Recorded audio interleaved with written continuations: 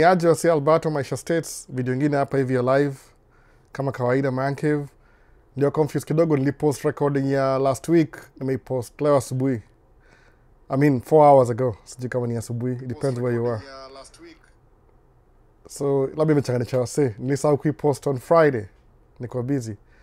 Lakini nimeipost leo asubuhi. So kama miss last week, recording iko kwa YouTube channel Maisha States. Same thing na TikTok. Kama unakosanga hii live, if you want to watch it again, enda kwa YouTube, playlist naitwa Man Cave Talk Live. Utapata hiyo live session. Alafu kama ukimiss hiyo live session ya YouTube, utapata ile Man Cave Talk, ile recording. Playlist ingine ya pili pia. So just in case umemiss hiyo live basi. So tunaanza hapa hivi, TikTok iko live. Niko wasawa ngapi kwa TikTok hata sijui. Ingia YouTube, ni make sure niko ndani. Sawa, nishai anzisha hapo hivyo. So kwanza kwa comment section kwa chat ni Gato na mwona hapa hivi.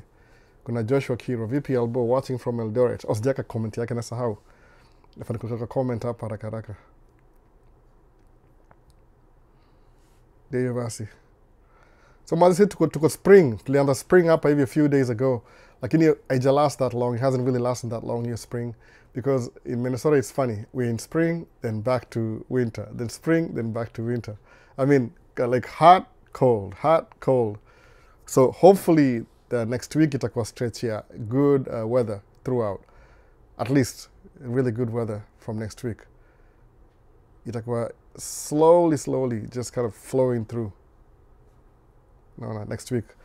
So what's new basi? So Emmanuel, let's see, Emmanuel Kipchirchir, 1-on-1 watching live from Alabama, USA. Oh, karibu Emmanuel.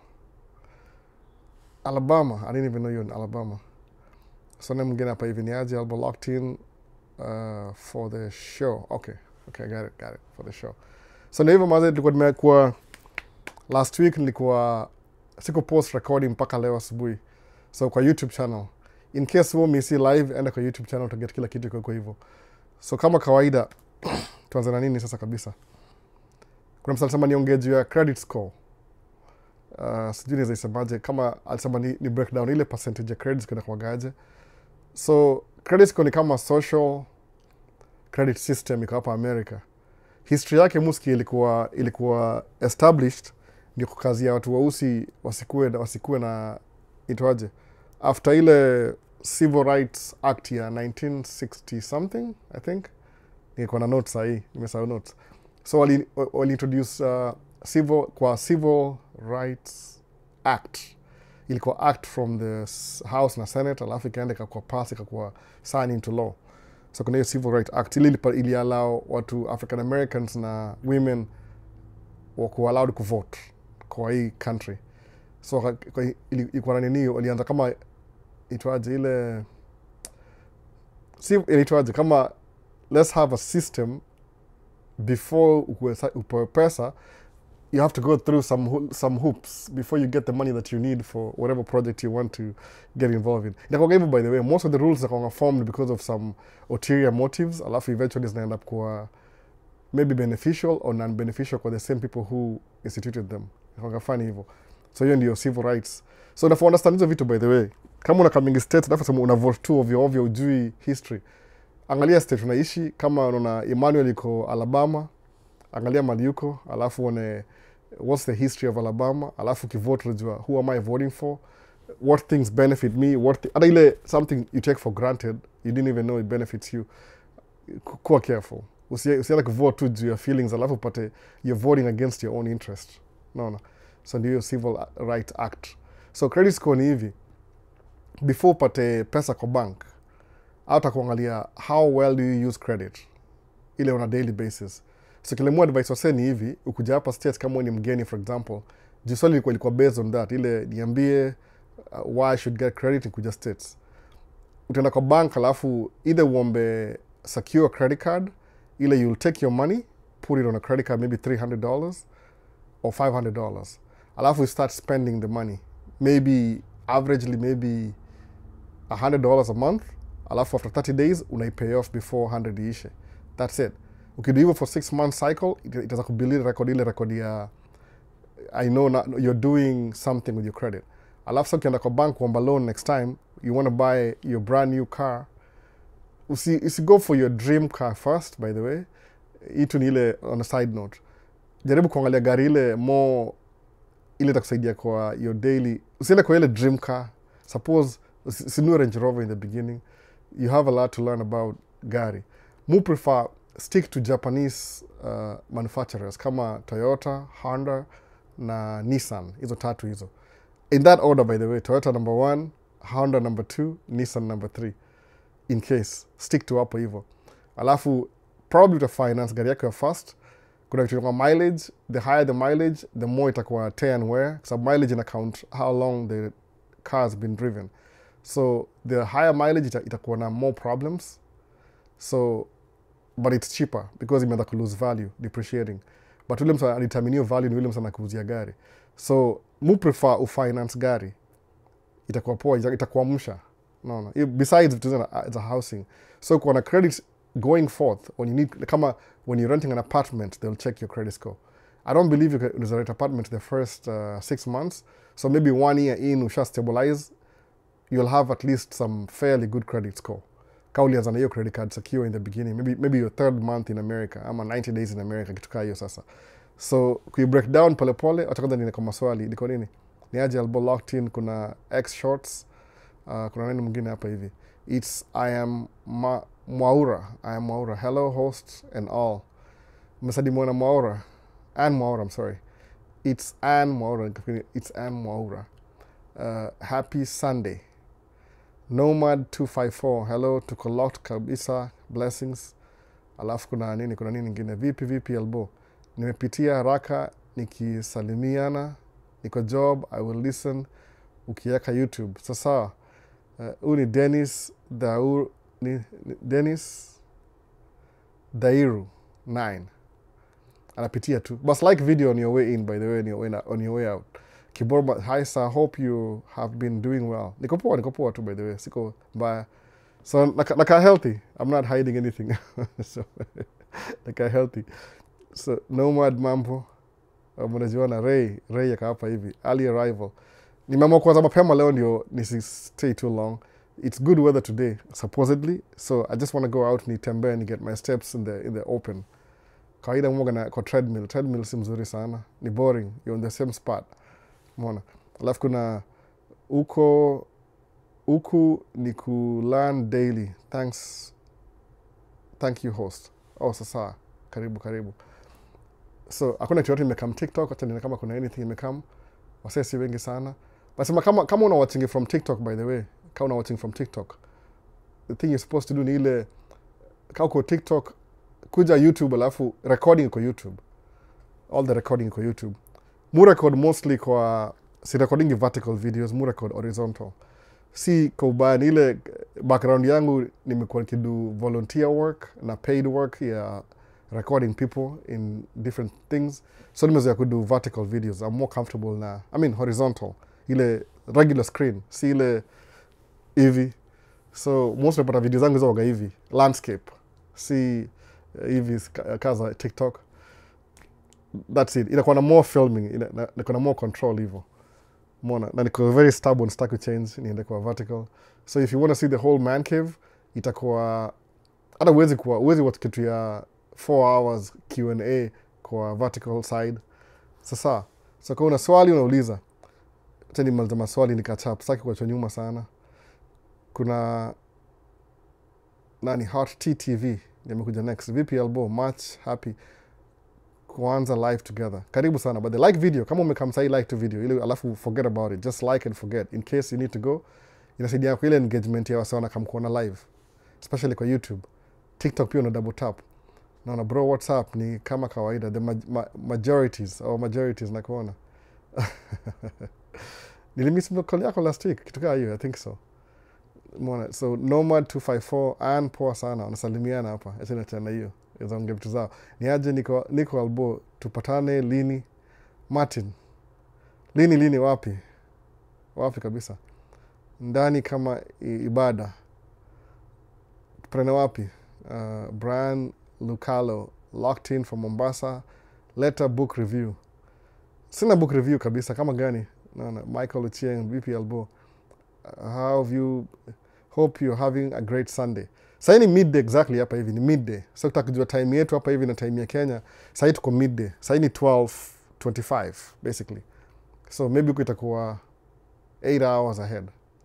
12 itakuwa 8, I think 8 p.m. So ni a little bit earlier. Mona. Kuna hi from Ohio, Columbus, Ohio. Na kuona hakuna jina amelika 46D1H54 so many. So basically ndio hiyo credit score. So credit score inakuwa hivyo. So kama nikiangalia credit score poa kabisa inasemaje? Kuna ile average yake ni gani? Average. Sawa. Acha nitaka kama naweza ipull hiyo credit score inaenda. Na nafuta kama kuna notes fulani niko nayo hapa hivi before. Kama naipata. So ndio nafuta kitu haraka na kwa hard ku figure out. So kuna vitu kadhaa. Kuna kama number 1 ni payment history. Ile how often do you make a payment? So in case hauna credit card, how do you determine your payment history na hujai kuwa na credit card? Si ati ni kwa watu ukiambia mtu investor about credit card au wana kama you're wasting my time. Kwa sababu they have other ways of making money. Hii ndio ongea kule amekam brand new kutoka mtaani amekuja huku hivi the first few months. Anataka figure out how to get into the system. Na kwa muhimu na credit card hivyo. So kuna payment history. You account for 35% ya your points za nini. Alafu kuna so payment history, credit card usage. Ile how often do you use it? Ile kuna acha nitafute kitu poa kabisa summary. Kama naipata. Sasa leo tafuta kitu sahihi itakuwa hard. Kuna hizo notes hapa hivi. Itakuwa hard kuipata sahihi na itafuta under pressure na try to keep attention. But basically ndio hiyo. How well do you pay your... So kama kuna debt imeka hapo hivyo, kumbuka kuna interest every month. So utakuwa charge interest if you don't pay off your balance on the 30th day. Sometimes inabidi unaweza skip, lakini usiwahi miss ile minimum balance. Hiyo ni muhimu sana. Do not show you're using your credit. It's a system that was designed. Ubani ile kuna merits na demerits, so you can't avoid it. Especially you can't really avoid it. Whatever you do, lazima uko involved na story ya credit whether you like it or not. You can't avoid it. Iko tu vile iko. So it's either you're on or you're off. Hakunanga two ways about it. Leo ni poa kuna maswali ama swali amka bado. So Alan Bill Clinton Ocheng, hello there. Amekuja sahi. Karibu kabisa. Kulan CNA ina take how long na ina cost like how much kusoma? Kwa Hot TTV, CNA ni certified nursing assistant. Sometimes utapata kuna job fulani hapa hivi they're in so much need, watakuhire alafu ingie. Then maybe your first 2-3 days utafundishwa zile basics. Basically iko in so high demand, sometimes they won't even need you to go to school. Utaingia upate job kwanza, alafu more advisable kama if that's your career path, ile you're planning to be a nurse. So itakuwa poa ukikuwa kwa hiyo environment. Kama msema if you're planning to kukuwa lawyer, enda fanya kazi kwa legal office. Hata kama ni receptionist. Kwa nini? Uko kwa hiyo environment, proximity, itakusaidia kujua hivyo. Lakini CNA yoga very fast, I think. Sijui kama ni basics ni 1 month hivi so to 3 months hivi. Siko sure, I never did it by the way. Hii job ya home care nilidu I think a month maximum, maybe 3 weeks. Nikaona this is not my thing. Nika move on.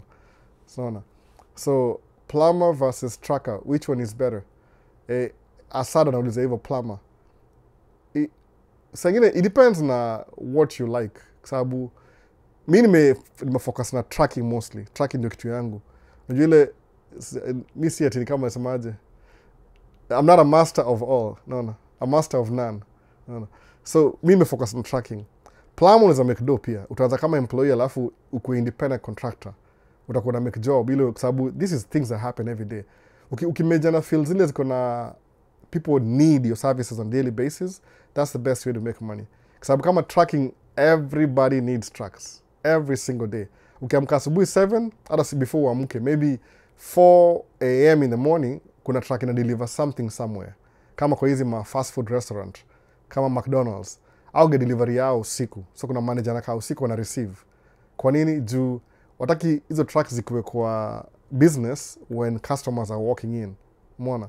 So suppose wataka plumbing ni poa pia.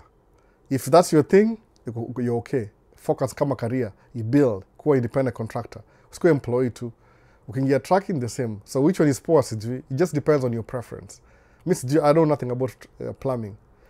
Kama ningepata time ningedo vitu kama hizo by the way, kwa sababu it's still iko na ile, unajua ukishaanza kuingia kitu moja alafu kuwe so advanced in it, kwanza something new has to be a little bit the same level na hii. Kwa sababu kama niko na doing job mbili za minimum wage, nika quit both jobs, nikaingia tracking. Kama employee, kama ile new driver, no experience. My first 2 months as a truck driver, I was making less money than I was making doing minimum wage jobs. Nakumbuka minimum wage jobs were 2 jobs. Moja asubuhi, ingine afternoon. So ukiangalia hivyo, it's like I took a hit kuingia kwa new nini. Lakini potentially ya tracking ilikuwa on a higher level than minimum wage. So minimum wage nikapata increment ya a quarter cents, ile 25 cents every year. Tracking ile 2 years experience, after nini, maybe my 3rd month, it can increase. At some point, maybe 1 year, I was making more than I was making both jobs combined. Alafu maybe after 2 years in, 3 years, I was making 4 times what I was making kwa minimum wage. So na ile potential ya growth. Kuna swali nimeimisa hapa hivi. Niko na swali about madam, please. Naona. Donovan, nasema nini? Donovan nasema nini? Swali ni nini? Uliza tu swali. Sema niko na swali, uliza tu. Kama ni kitu ile kwa acceptable. Usiende so tuko kwa public forum. So usido swali ile inaweza ku-incriminate. Why did they introduce credit card in America? Nomad. Unaweza look up kama kwa computer. Ilikam system kama ya kukanyagia watu weusi walipoa right, civil rights. Hiyo ilikuwa origins zake. Ilikuwa na ile ulterior motives, naona, nefarious motives. Ile ndio kwa kazi ya maisha wasikuwe na ile development haraka. That's what happened in the beginning. Lakini eventually kakam kwa system ya kila mtu, wakadapt kwa kila mtu. Umeona hivyo. That's why they introduced credit system. I think at Kenya iko ni point system. Ile it shows how good you look to your banks when you want to borrow money. Now, by the way, to borrow money, there's nothing wrong with it. Ile tu usichukue, don't borrow money then go on vacation. You're si smart. You have to pay for that. Umeona. So kuna Sanho anauliza nini? Is it advisable to marry in the US? Heard madam wanatumia marriage kama money making schemes. I don't know, what's your reason? Mi niko married, by the way. I'm so married. Sijavaa ring lakini I'm married. Siwezi sema, what do you mean by that? It depends who you marry. Umeona sasa? Depends who you marry. Kama uko na do, suppose how? Kama mimi nasema aje, mimi nikamapa hivi meet my first girlfriend sema hivi, ama tulikuwa friends, I don't know what we were. Tukapata mtoi na alafu kuna mtoi responsibility, I had to pay for the childcare. Umeona hivyo sasa? So was she trying to use me for money? I was broke. So sijui sema, what do you mean, Sanho, what do you mean by that? Like, advisable? It happens kama uko na pesa, if you have money, somebody will try and, itongaje extortion, akutoa pesa kwako. But if you're broke, mtu wa kawaida, what's gonna happen? I mean, how much money can they squeeze out of you and you don't even have any in the beginning? That's why nasema hivyo. Ini swali ya TikTok, by the way, kuna San HO Kenya, akona flag ya Kenya. So kuna nini ingine nasemaje, Sebastian, Oni Donovan Stewards, madam wazunye wananidai sana juu nimetoka Africa. Are they worth a try? Advise me. Tafuta tu dem ule mnaingiana naye. Kuwa very careful though. No. Sijui, I don't know what to tell you. Jindaongea vitu sai kuongea. Mi manzi yangu ni, wife yangu ni Mgoso. But hiyo ilikuwa my second choice. Si yeye ilikuwa second choice. Ilikuwa the second time na try ku marry. So kama wewe ni mtu mweu, of course wewe ni wife ya samani kama sema novelty. Kwa sababu wewe umetoka mbali. Kuna ile jina exotic. Mse kama wewe si wengi kwa hiyo area kama wanakutaka. So wewe piga hesabu yako mse. But make the right move. Angalia future. Usiangalie, let me pick the best good looking one. Unaona? Kwa sababu looks as kawagi looks hazikuangi hazinanga longevity, naweza sema hivyo. That's the best I can say. Looks hazinanga longevity, by the way, to be honest. They don't have longevity. Whatever looks good now, angalia madha yake. Kama nafana madha yake. Angalia madha yake alafu tuona ni aje. Juu kama, see, I don't know what to tell you. Itakuwa advice ya marriage. Marriage yoga very tricky. Ni long term ile kabisa. Kama ukiuliza saa zingine msema mbona nilimari? Alafu najiulizanga, okay, ikisema mbona nilimari, okay, why did I marry? Okay, what's my other option? How do you have kids and raise kids outside ile ni ya marriage, ile ya partner? Ni hard sana. Jote hiyo lazima uone hiyo perspective ya really. At least generally in large perspective ya marriage life, watu wengi ni male and female. Muona ile stability. Kuna two different. So if you have kama mimi niko na sons and daughters. So the sons will learn from me as a man. The daughters will learn from their mom. Alafu pia crisscross how to relate to each. Ni ile structure ya society, ni family. So how do you create a family na ujaoa? Inakuwa very tricky. Kwa sababu kama unajiwekea mlango out. Unaona? Musema anda ile position kama you are the one when una create opportunity. Unasema I'm gonna work hard, nikuwe stable na career yangu and I'm making money, then I'll marry somebody, bring them to my house and take care of them. Kitu kaa hiyo. Alafu wewe uta-expect ile maybe respect whatever. That's what I did in the beginning. So in the beginning nini yangu ya first, mtoi wangu wa first madhake ni different. Si wife is just according to, I'm quoting her words, anasema a friend, you're just a friend who I had a baby with. Sawa. That's what she said, by the way. Honestly speaking, I'm not kidding. Exactly what she says, verbatim, word for word. Verbatim inaisha hivyo, word for word. Alisema you're just a friend who I had a baby with. Period. When she said that, I got the message. Sawa. Ilikuwa maybe unfortunate. We were taking so much things for granted. Tukuangalia safety, whatever. So, but we had to raise a kid.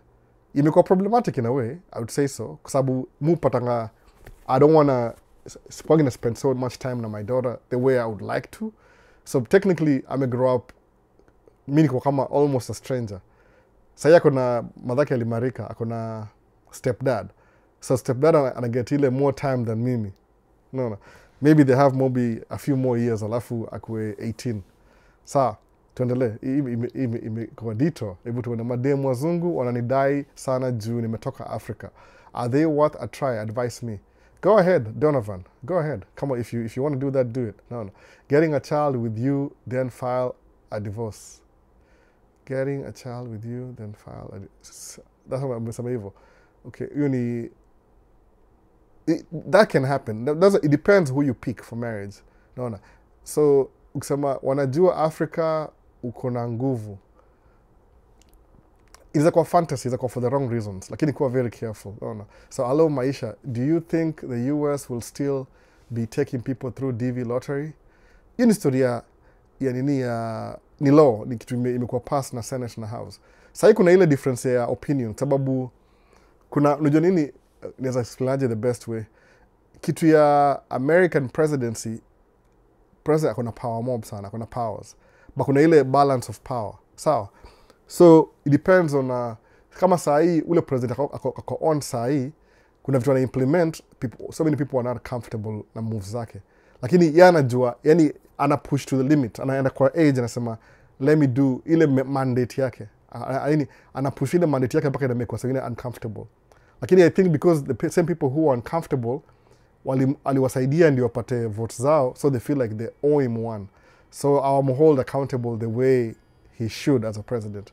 So kuna vitu anataka kupush ama rhetoric anaongea kitu fulani ile nakani kama itakuwa hard sana. I don't think so though. No, don't roll it out. Kumbuka kitu moja itawahi change. States kama nimepata example last week hivi niko nachikia example.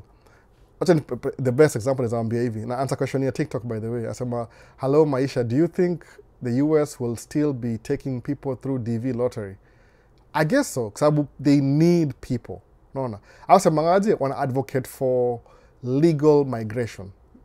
Ile ingine ile watu wanaingia border wasema hiyo ni illegal. Sawa. But DV ndio one of the itwaje? It's my instrument.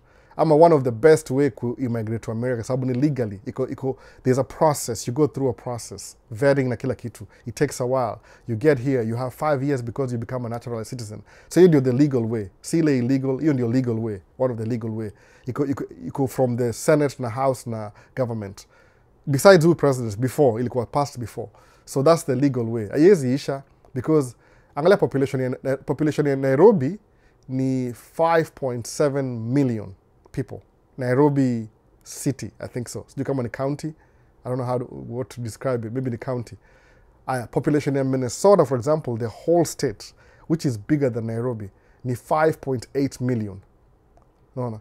So tuko na 800,000 more people than Nairobi, but we have the whole state.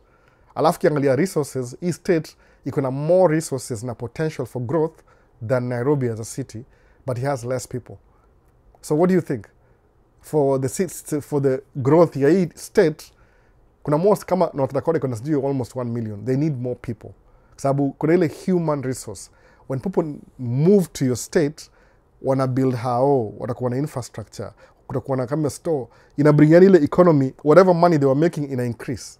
So one of the ways ya kuwa na more money as a country ni kubring kama sahii country kama hii ilikuwa colonized, tuseme hivyo, colony ilikuwa British colony na French na Spain, waliibia wenyewe original kama kawaida aboriginals. So one of the way kugrow hii country ni kubring wasa wako willing kuja hapa work hard na kuingia kwa system. So I don't think itakuwa scrapped off. Ni hard sana ikutupa tu nje ovyo. I don't think so. Itakuwa hard sana kukuatua ati let's get rid of it. Who's going to get rid of it? No. Nimewachia swali, naangalia TikTok hapa hivi, au kuna nyingine hapa hivi imejificha. Sema, how hard is it to get a host in the US? I don't know. Mi kuja hapa nilikuwa na my sister, alikuwa student, Tennessee. Then she moved to Minnesota. So yeye alikuwa na connections already. You have to find somebody, a relative, friend, or I don't know. You're asking me the wrong question. How hard is it to get a host? I don't know. You need to from your perspective, who do you know? Because you need to know somebody. Ile host ni mambo ya green card. Kuna vitu vile zina happen asa ni ile, if you know maybe some distant cousin who can host you, that's how it starts. Friend, mlikuwa naye shule, kitu kaa hiyo.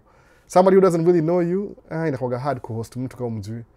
To be honest, mimi naweza leo nasema aje kama that's I think kuna Mkenya fulani alicreate ni kama they host you but you pay for it. Pole, I think. I don't know how the thing works, but kuna ile wame try to solve your problem in case you don't really know anybody. So when the time is right, the resources will be available.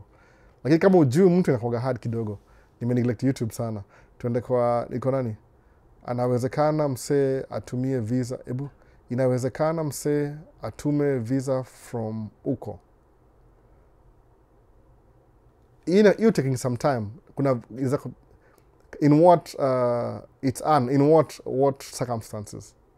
Kama umeolewa na mtu, maybe kitu kaa hiyo. Ile somebody anasemaje kuna fiancé visa.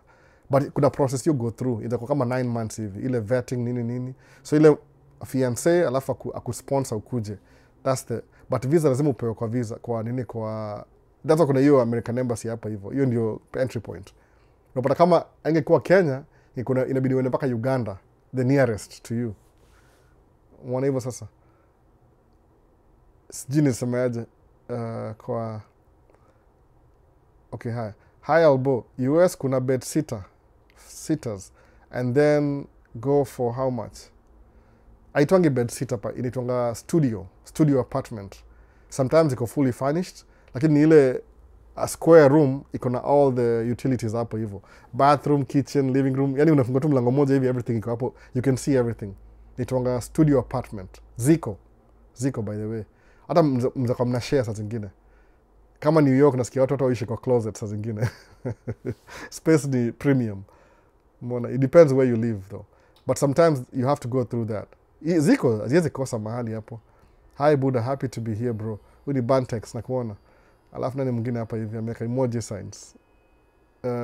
Ameweka emoji signs. Sijui nizamaanisha nini, wala sijui, siwezi tell na hapa hivi. Sasa sema alikuwa straight sana yeye. Kwa hiyo situation watoi ndio huumia. watu hiyo umi sana. I don't think so. Ilikuwa tu hivyo, unaona. Watu hiyo umi sana. It is what it is. Sometimes huwezi force vitu. Nilitry do everything I can. Nothing worked. Nikaona, I'm wasting my time. Wacha tuendelee tu. So, Sala samesemaje hapa hivi, kuna miss question hapa hivi. Thank you, Maisha. That was a great answer. I appreciate it. Nimeko answer, sikumbuki what the question was. I'm going through the live ikiendelea, so it's silence. Just hello, do you think the US will... No, okay, sasa. Okay, let me understand. About your green card. That's the only legal way ya kukam US, so nothing can change.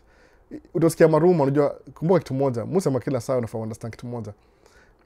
Mi sikuwagi mse wa Advent, ama... Advent.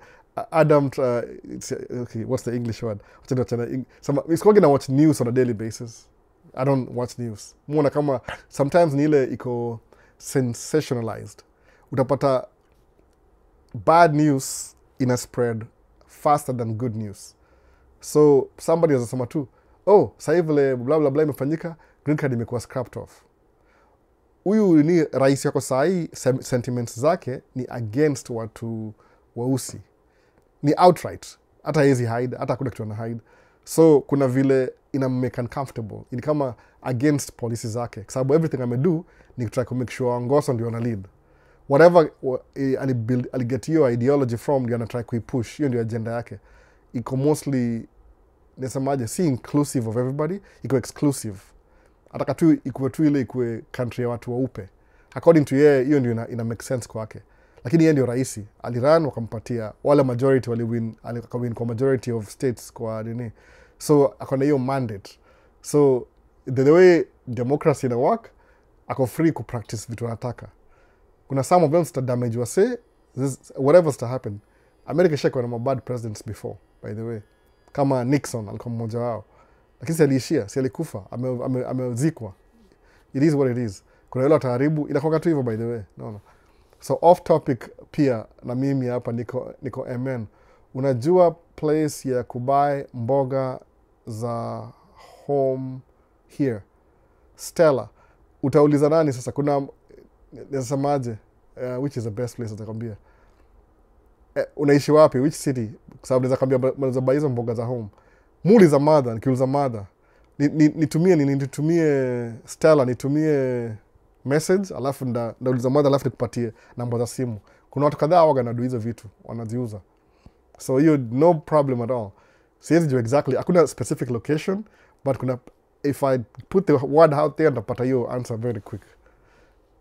Kama niambie mali unaishi, uko wapi. So kuna nani, Koech State. Naeza mconnect pia. Mconnect basi. Koech, mconnect Stella. Ama ni Steels. STL. Connectiwa na Koech States. Ana connect kabisa. Alafu banish. The work ethic ya Maisha States motivates me. Gani kabisa. Mwaga na work ethic kweli. Na show up every week kudu video. Nasema tu. Mutra kukua consistent na kila kitu. That's what keeps me going, niko consistent. Hata for no good reason. Naona. So okay, asante sana Ann, mekuona. Paul Chege. Ukisiwa kwa ukisiwa kwa demonstration bila citizenship ni noma. Paul Chege, unamaanisha nini ukisiwa? Hiyo word sijui umemiss word gani hapo, it makes sense. Ukifiwa ama ukifeel kwa demonstration bila citizenship ni noma. Paul, rudia hiyo swali, it makes sense vizuri. Kama ulitype haraka. Naona. Kwa demonstration bila citizenship ni noma. Ukishikwa ama sijui naweza imekaje. Repeat hiyo nini tena vizuri. So yeah, good news is not news. Watu wanatry ina push faster. Hata nini. Labda ulisikia kwa YouTube akisema hivyo, YouTuber. Unajua kuna YouTuber, mimi sijui your feeling, sababu mwaga na do YouTube kama public service. Yeah, views ile. Sometimes kuna watu wa YouTube want to me email. Ni aje, you can do this, do that. Sijui, semangaje, wasema optimize your channel, do this and that. Musema sa, I don't know what to do. Sababu niliamua kudu video naongea Kiswahili, so lakini titles zangu za Kingoso. So kuna msilaba za kama I watch title, aone thumbnail, a click on video, hapa naongea lugha nyingine different, alafu discourage, alafu they'll never come back again. So according to algorithm, inaangalia hiyo metrics, na umse whatever he's putting out there, nobody's interested. So hata iwarudishi tena. But vile mujua audience yangu ni gani, ni msana understand Kiswahili. Kwa sababu vitu muongea saa zingine, in a sense, siwezi ongezi vitu kingoso, jitakuwa ni kama najieka out there. Mwonga msako introvert in a way. Sikuwagi msako niko public speaker. This is the best I can do, public speaking. Ukienda kwa stage na microphone, forget it. Ndakuwa na start, alafu nda walk away, ni drop mic, alafu nitembea niende huko nyuma. Or maybe saa hii naweza. Juu nimezoea kuongea hapa hivi at least 2 years. Niko na hesabu how many times nimekaa kudu man cave. I'm trying to number them. Msali suggesting hivyo last time. Ni miscount. So maybe hii man cave sijui ndio the 70th ama 80th. Sijui kitu kaa hiyo. Nimekuwa na karibu almost 100. Yeah, hizi ma sit down, hizi ma talking head videos. So ndaza kuzihesabu nijue ni ngapi kabisa tumedu tangu nianze. Nime get kama 10 already. I'm trying to rename them. Nijue hii ni episode ngapi. Niliambiwa kitu last year suggestion. Siku ifuata hata. Nipo count how many times umedu hivyo. Ninajua how far tumeenda tangu tuanze. Sawa, so good news, asema hapa, good news is not always news. Wasi utafutanga views wengine. No, kwa sababu nasikia kuna watu wanalipwa. So, does your kids go to Christian private school? What is the difference between private school and public school? Preference. Ni mtoto wangu wa kwanza aliingia academy, akikuwa preschool, ilikuwa preschool. So, aka make friends. After that, kwenda kwa first grade, she was supposed to go kwa ile public school. Tukasema, watu tumwache kwa sababu the same class ilikuwa preschool, ili transfer kwa your academy. Maybe they lost 2 students, but they gained 2 more. Ni kama 10 hivi. So, my son amekuwa na the same friends. Majority of them. Some of them moved out along the way. But amekuwa na the same friends tangu ingie pre-K. So, sasa yako 4th grade, but the same friends. So, unapata, sema tukimpull out, itakuwa weird. Wata tu wakae tu hapo azoe. Sasa amekuwa comfortable na shule. So, brother yake mdogo pia the same thing akaingia. So, tunaishi karibu na a very good school district, public school. Inaitwa Waizara School District. Iko tu hapa karibu. Nisema napeleka hiyo chuo. Sijui kama niko allowed kufly drone huko, but naweza kwa show. Hiyo chuo yenyewe is one of the best kwa hii state. Waizara School District. Iko na resources, ni kubwa, campus yake ni kubwa, but watu yote wamezoea their friends circle. Kuna watu hiyo na keep where they're supposed to be. Hautaki kuharibu ile stability yao. So we chose to just continue with the private school. Ni expensive. Waizara ingekuwa cheaper, but we're going for the friends. Because it is something temporary anyway. Means I'll just work hard and pay for the school until umalize. Alafu ni chuo poa, amezoea kukauka hivyo. So wana kama, as long as I'm comfortable, watatu wakae huko hivyo. If anything, tukimove, labda tutamove. Lakini so far, anaenjoy hiyo private school. Sasa gato. Najua kuna watu wadogo pia wanauliza swali poa. Mbona? Kwa hiyo chuo amezoea kwa tu hiyo chuo. So, hi Alvo, ni Njoro kutoka hapa Suneka Kisii, locked in monji gani Amerika. Karibu bwana. Teams DN Zoro. Karibu kabisa. Number 254, story ya tariff zinapandisha cost ya living huko and heard it affect Kenya. Of course it affect Kenya kila mahali. Jamii sijui, I'm kind of wondering like, unajua, wasengi waliongea hivi political commentary, ati Trump akikuwa president tena, nimesema jina yake leo, atafanya hivi, anataka kuja hapa hivi kwa retribution. Anything you did to him back then, he's coming to pay back. Sawa? So, I don't know. Sababu unajua hivi, kama msee ako na plan, lemu angalia, I could be wrong. Umpatia benefit of doubt. Sasa inasema, unajua nini? Maybe he knows what he's doing. Alafu anadu kitu. Alafu shindwa, man. Haina mwelekeo. I don't know. Mbona, nime give up saa ingine, naona. So, I don't know. Mwishindo kabisa. Unaona, ako na intention. Okay, sawa. Aseme, we are deporting watu wote wala illegal immigrants. Alafu nasikia report amedeport watu mpaka wale wako legal. Sasa shindwa, what do you call that kwa word ya English? Ni incompetency. Do you really mean what you're doing, or you just kind of trying to figure it out as you go? Unajua kitu kama serikali, uwezi kimbisha vitu hivyo mbio. Juu itaharibika. And it's a very complex system. Hizo ngani, any change lazima you fine tune. A small changes inaweza affect everything you don't even know. Umeona sasa? Especially ndio ni poa kama ita make just ile watu make mistake alafu wana learn from you. Labda inafaa kuwa na requirement ya who should be president in future, which is really hard sababu kuna kitu moja na happen hapa hivi states ya ubaguzi. Ubaguzi ndio usumbua watu kichwa. Kwa sababu watu wana vote juu ya ubaguzi, si hata juu ya merit na nini, meritocracy whatever. Naona danda hapa hivi danda akawapa karibu ni aje na kuona hapa hivi. Nimemiseni question. Tupigie ile story ya US cancelling South Sudan visa juu Siradi deal na Trump. Hata sijui niseme hiyo story aje. Is a little in trouble. Last time tunapiga story off the cuff really shut you down TikTok. Niongea vitu sifai kuongea. Labda ndaongea baadaye. Nitumie ile kwa comment vizuri kabisa nijue ni nini ndio ni try kufilter vile ndaongea. Kuna words wetu ongea juu vitu kaa hizo. Unaona kama sana na try kutouch ile kiprezi with different ili sitaki kuati niko deep down kwa historia nini. But unaona hivyo kuna ile incompetency. Kama wewe ni serikali unadu kitu, alafu after you do it looks like an idea, alafu inaharibika inakuwa yani kuna zile ni ngumu kumtrust. So mbona uweke tariff kwa the whole world? Umeona? Kuna idea kunazo poa sana, but mimi sana idea inakaa good on paper, but in practical inafanywa vibaya sana na incompetency. Sasa shindwa ni nini mbaya na hawa say? Ni nini? Ni kama yani kwa unasema kama ulikatua say wajui kile unadu. It looks like that. Sababu incompetency ni ile uko na job fulani unaandika proposal alafu ile execution inakuwa terrible. We know that already, no? Yo, advice about kuenda home summer. Unakwenda home summer. Kama wewe ni raia, kama una raia kabisa citizen, enda home. Unaona?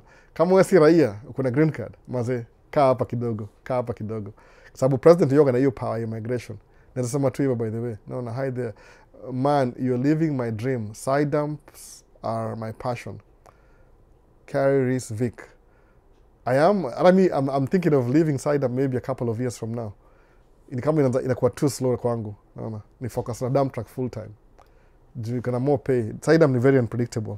Kama sahi sister job ja pick up the way it's supposed to, but iko slow.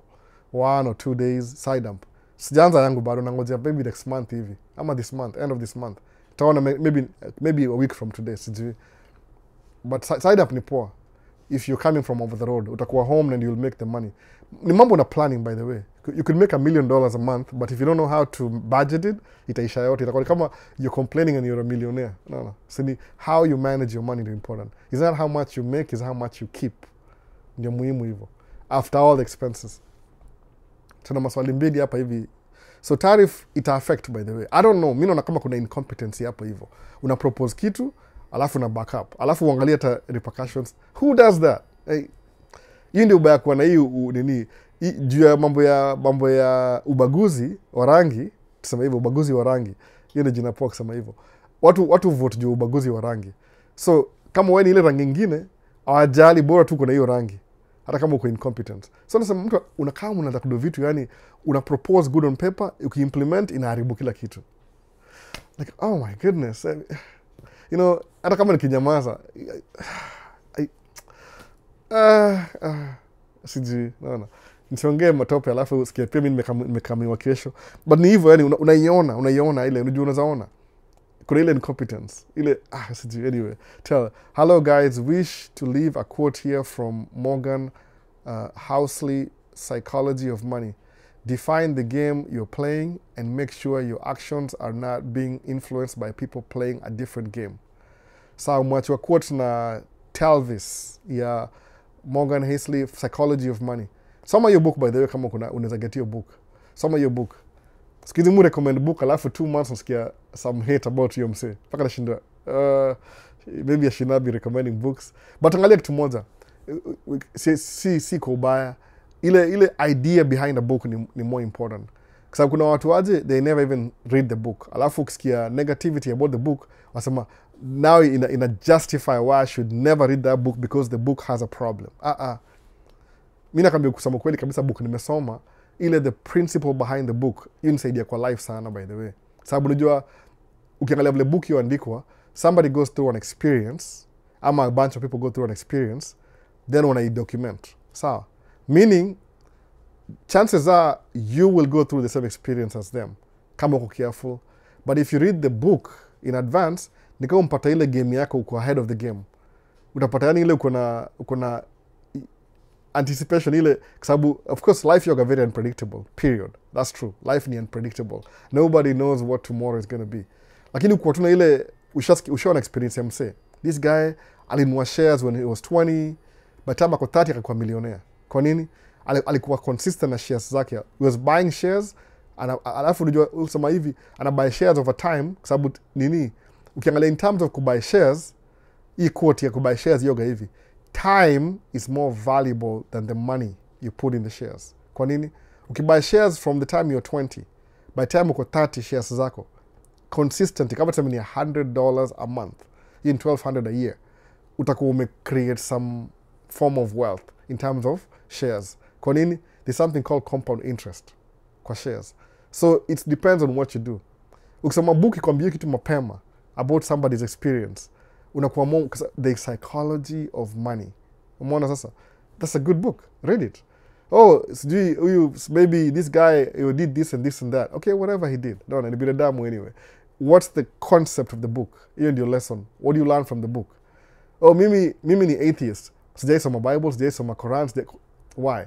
Why don't you go read those books zote kwanza, alafu ndio kama justify your weight of evidence. I mean, this is why I'm atheist. Why? Because I read all the religious books, then I came into a conclusion that blah, blah, blah, blah, blah. These are my points. Actually, ukisema wewe ni atheist, number one, then you study all the religions that you disagree with, alafu come back, then you write your book, you're going to be a millionaire. Kwa nini? Your findings zitakuwa something worth sharing with somebody else. Kama kuna msaito nani huyu, nimesahau jina yake. Ni Christopher Hitchens ama nani? Ule The God Delusion, nimesahau jina yake kabisa. Si Charles Darwin. Nimesahau jina yake kabisa. Ni professor. Aliandika book, The God Delusion. Ukisoma hiyo book, hata kama wewe ni Christian ama wewe ni, soma tu hiyo book. People want that book. Kwa nini? Kuna wase sema mimi ni atheist, but it makes you justify your position. Sawa. But if you've never looked into something, alafu una disagree with it, you see, it's not a safe bet for you. It's not really a safe bet. As I say, generally speaking. No. Mwanga accused for everything. Mwanga accused mimi ni atheist, as mimi sijui ni anti-nini. Kabla say, I'm not here to tell you what to do, by the way. Kila mtu, hapa ni willingly. Mtu kwa kamera, nawasha kamera pale, nawasha kamera ingine pale, kuna ingine hii side kama mko YouTube, alafu nawasha, alafu naongea tu, unaona. Alafu imeita hii kwanza ni Q&A. Whatever things naongea hapa hivi ni vitu prior knowledge nimekuwa nayo, alafu maybe to learn from each other from questions, Q&A. That's it. I've never told people, this is what you do. Get your license and drive truck. Hiyo ni ile, are you willing to? Ni advice to. I'm throwing it out there. Ukichukua, ukigrab, sawa. Ukienda kudu track it, unaona, hey, enyewe, it's making money. Utadecide mwenyewe. Lakini kumbuka ni ile, I won't solve your problem personally. Problem yako mwenyewe utaisolve wewe mwenyewe. Utasema, this is what I'm going to do, blah, blah, blah. Utalearn. So the more books you read, ni kama una acquire knowledge. So sema, mimi niliclaim mimi ni atheist. These are my reasons. Boom, boom, boom. Hiyo ni book. That will make you a millionaire. Kwa sababu utakuwa na very good thesis. Yeah, why you don't believe in any deity that's in the sky. You know, the sky. So kiluza mimi, what do you think about that? Ndaongea my opinion. But I'm not here to share my opinion. Hii ni Q&A. Yeah, man cave talk. Up and your man cave, by the way. Hii ni my space. Nobody comes here. Una notice every week, niko to the same spot. Hata kitambaa isongangi. Inabaki tu pale pale. Lakini nishata kuwa na protest na mbona nitoe kitambaa hapa. So maybe next week itakuwa hapa, sijui. I don't know how long that's gonna be. Umeona? Na katia kwenda kwa treadmill. Umeona? So that's what I'm saying. I'm not telling you what to do. Ni ile, if there's a book out there, soma your book. Kwa nini? You will learn something. It's gonna be worth your time. Kusema kweli kabisa. If you've never read the Bible, soma Bible. If you've never read the Quran, soma. Kama ni Hindu religion, zile sijui itongaje. Sijui kusema hiyo jina vizuri. Soma hizo writings. Buddhist, soma. Understand. That study ile alone your journey, you will learn so much about so much stuff. I'm pretty sure kusema I'm atheist 100%, then you read all the books. When you come back, utakuwa na different ideology. Nasema hivyo. Because now umekuwa encounter na vitu hukuwa najua before. Sawa. So that being said, mwanga very careful the way I approach this story. Okay, what's your opinion? My opinion will be based on the knowledge I have today, right now. So you might like it, you might not like it. Lakini a week from today, labda ndakuwa nimegain more knowledge about some specific topic. So that's what it is. So how do you learn that? Lazima uingisha information kwa kichwa yako ndio ukuwe nayo. Mostly munge the things that I know. Nilisema hivyo from the first video I made. Niko na watch jana by the way your video. Nilisema the things I don't know, ndawacha wengine wanifundishe. But the things I know, nda share. Mbona hivyo sasa? I went back to my first video. Your first video nilipost tena nikai-unpost. Nikai-edit tena nikai-post tena. Juu whatever ilikuwa nasema kwa hiyo the first video, your situation will change within 1 week. Jadi funny. Nilipost video 2023 January 4th. Ilifanya post fast. Lakini juu hizi ma festives za fast na nini na watoi, nika-post video January 4th. Alafu within maybe a week, whatever I was talking about your video, ika change dynamics. I went back, nika-edit your video tena. Nikasema acha ni edit juu whatever I was talking about on the 4th, haikuwa true 10 days from that. Ilikuwa different kidogo. So I had to go edit the video, nika-post your video tena. I think on the 10th or something, itukaa hiyo. So video yangu ya first itakuwa on the 4th, itakuwa 10th. Ile 4th iko, lakini iko private. Juu kuna information I knew some information, nikuwa najua my prior before 4th. But by 10th, I learned something more about the information. No. So Edward said, Albo Pole, I'm late. Question, so in terms of your tracking career, how do you manage to keep your tracks in good shape because they still good as new? Mutu ya maintain vehicle. Track yangu ya first ilikuwa mzee sana. Very old.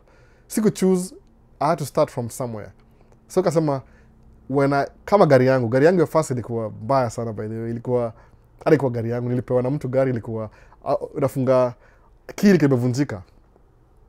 So ilivunjikia ndani key. Ungetoa. So nilikuwa tu na start naenda. Mlango ijifungi. So I never left my belongings. Ilikuwa gari yangu by the way. Nilikuwa na spare wheel. Ilikuwa Honda, nitwaje, Passport. I think ilipotea tena imerudi tena, Honda Passport. It was so old. So when I bought my first car, na loan, gari ya deni, na loan kabisa, nili-respect sana, sama, this is how I want my car to be. So the same thing na track. After track yangu ya first, my second track ni take care of it.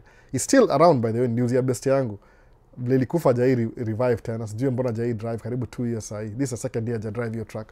So track ya third niliuzia best yangu pia. Best yangu wako nayo mpaka sahi nakimbia. So mtu ya maintain gari, ile exterior looks, pia interior in a way, na pia mechanics. Sa mujoga, everything tumia sahi, I'll pass it to somebody else. Mujoga hivyo. Hiyo ni kama principle yangu. Either ita end up kwa mtu mwingine. So nataka ule mtu mwingine akichukua, hata kamera zangu muchunga pia, kamera zangu zote. Sikuwagi na waste anything, kwa sababu najua, ni something you can pass to the next person. Mwona hivyo sasa. So, kama gari kuna bumper ikivunjika na buy bumper yote mpya. Kuna moja ilivunjika juzi bumper, nimebuy one piece na kubuy hiyo second piece alafu ni replace. Ilibidi nirudisha ile mzee juu ingefit ile iliharibika iligongwa the same way. So that's what I do. I just maintain, ni maintenance. It costs money sometimes by the way. But ile tunasema tu, let me have that principle ya positivity. People feel good wakidrive gari na kaa poa. Mwona hivyo, especially my driver. So, question ni gani hapa? Hebu nione. TikTok ilinyamaza kidogo. Kuna Anthony Onwango asemaje, mi unipe stories zake, hupenda stories zake, sijui stories za nani? Anthony, ebu context bana Anthony, come on. No. Sioni. Nipatie context za nini, context ya tunasema ndio kuna ma audience by the kuna audience. So ukisema the reason why I'm sama question ile, kuna ma audience wale watakujua what you're talking about. That's why sama be in context, sama stories za nani, ongea kabisa specific. Sababu na record session pia. Wala sasa tamisi live watakama watch. What was the question all about? So kuna audience hapa hivi. So ask your question ile, uliza swali ni some alafu we answer pia, itakuwa poa hivyo, context. Unaona? Maswali zimeniwacha ni aje, hebu niko wapi hapa? Kwa Ann ni nini hizi emoji, ni kucheka ama ni nini sijui. Flari hapa hivi. So kuna Benson Wainaina, I texted you WhatsApp Albo. Labda sijaiona sijui. Mu text sometime, kuna muanga kama nikipata text moja na need more stuff na I save. Justaki kufungua ingine alafu nisi answer question ya mtu mwingine before. So labda maybe kuna questions sijaangalia bado, maybe sijui, but probably nimekutext back sijui. Ndio ubaya ukifungua text alafu si attend to, utasahau iko hapo, itafunikwa. But naangalia Benson, naangalia. Ama ni text tena kama emoji, useme ndio hii hapa, nijue ni gani, just in case ni miss. Kuna darn it, mambo mkuu. Niko poa kabisa bana, niko poa. Swali zimeisha ama. Kuna mingi naona vitu mob hapa hivi sijui ni gani. Hello Albo, watching from Nanyuki. Gato swali gani tena hapa hivi. Nasikia USA huwezi wacha watoi kwa nyumba kila pahali, lazima you go with them. Yeah, that's true. Lazima mtoi kuwe, I think uzacha mtoi kwa nyumba peke yake kama ako 12 years old ama ni 8, something like that. 8 to 12 years old. 12 Gato da confirm. Juu uzawacha kwa hao kama, I think akusha kwa 8 year old, uzawacha kwa hao for maybe a few hours, see the whole day, a few hours. Ile, let me go grab something and come back. Lakini between 0 to 7, unaenda na watoi wako everywhere. Uwezi wacha home peke yao. Kwa sababu kunajua hizi mahao hizo wagana nini, hizo wagana, nituaje, hao iko na heat. Heat ni furnace. Inatumia natural gas, which ile gas ni upika na itongaje, LPG ile cooking gas. Hapa tu ito natural gas hapa hivi. So how is it gonna heater? Kama sahi as we speak, heater ina run. Juu bado temperature ni below 0, I think so. Sijui bado tuko 0, bado tuko 1. Ibu simu gani yoga. Temperature bado ziko low by the way. Acha niangalie temperature ni ngapi sahi. Temperature weather. Kama itakubali sijui. Yeah, sahi imeimprove kidogo. Sahi tuko kama tuseme kitu kama 8 degrees. Makuna upepo. Asubuhi ilikuwa -1. So heater ina run. Ukocha mtoi kwa hawa alafu hayushike moto, mtoi aizi hepa nje, they can't really, utakuwa sued. Yani kuna hizo malaws na protect. So uwezi wacha mtoi yako underage peke yake. Something will happen alafu you're responsible for it. Watasema commit murder juu, how do you leave a child kwa hao ule aizi jitegemea na wewe ndio paro wake? Ni negligence. Hiyo unaingia ndani by the way. So unakuwa na 2 losses. You lose your kid, something happens to your kid, alafu you lose your kid, then unaingia jela. No. So, angalia, two levels. So, to be on the safe side, muenda everywhere na watoi. Everywhere. Yani, kati na mahali, unangalia, how do you accommodate them? That's why ni poa kwa maparo wawili juu. Kama sahi, the only person muachia kana watoi ni grandma. Nazaenda ni wadrop kwa grandma. Kama on Friday, alisema, we want to go to grandma's house. Nikawa drop huko hivyo. Wakana grandma, at least supervise na adult. Kama wako 12 and up, they can be by themselves for some hours. I think overnight maybe ni 16, 15 huko. But hii ingine hii young, mse, ni noma sana. Alafu there's always people who they are waiting to adopt children.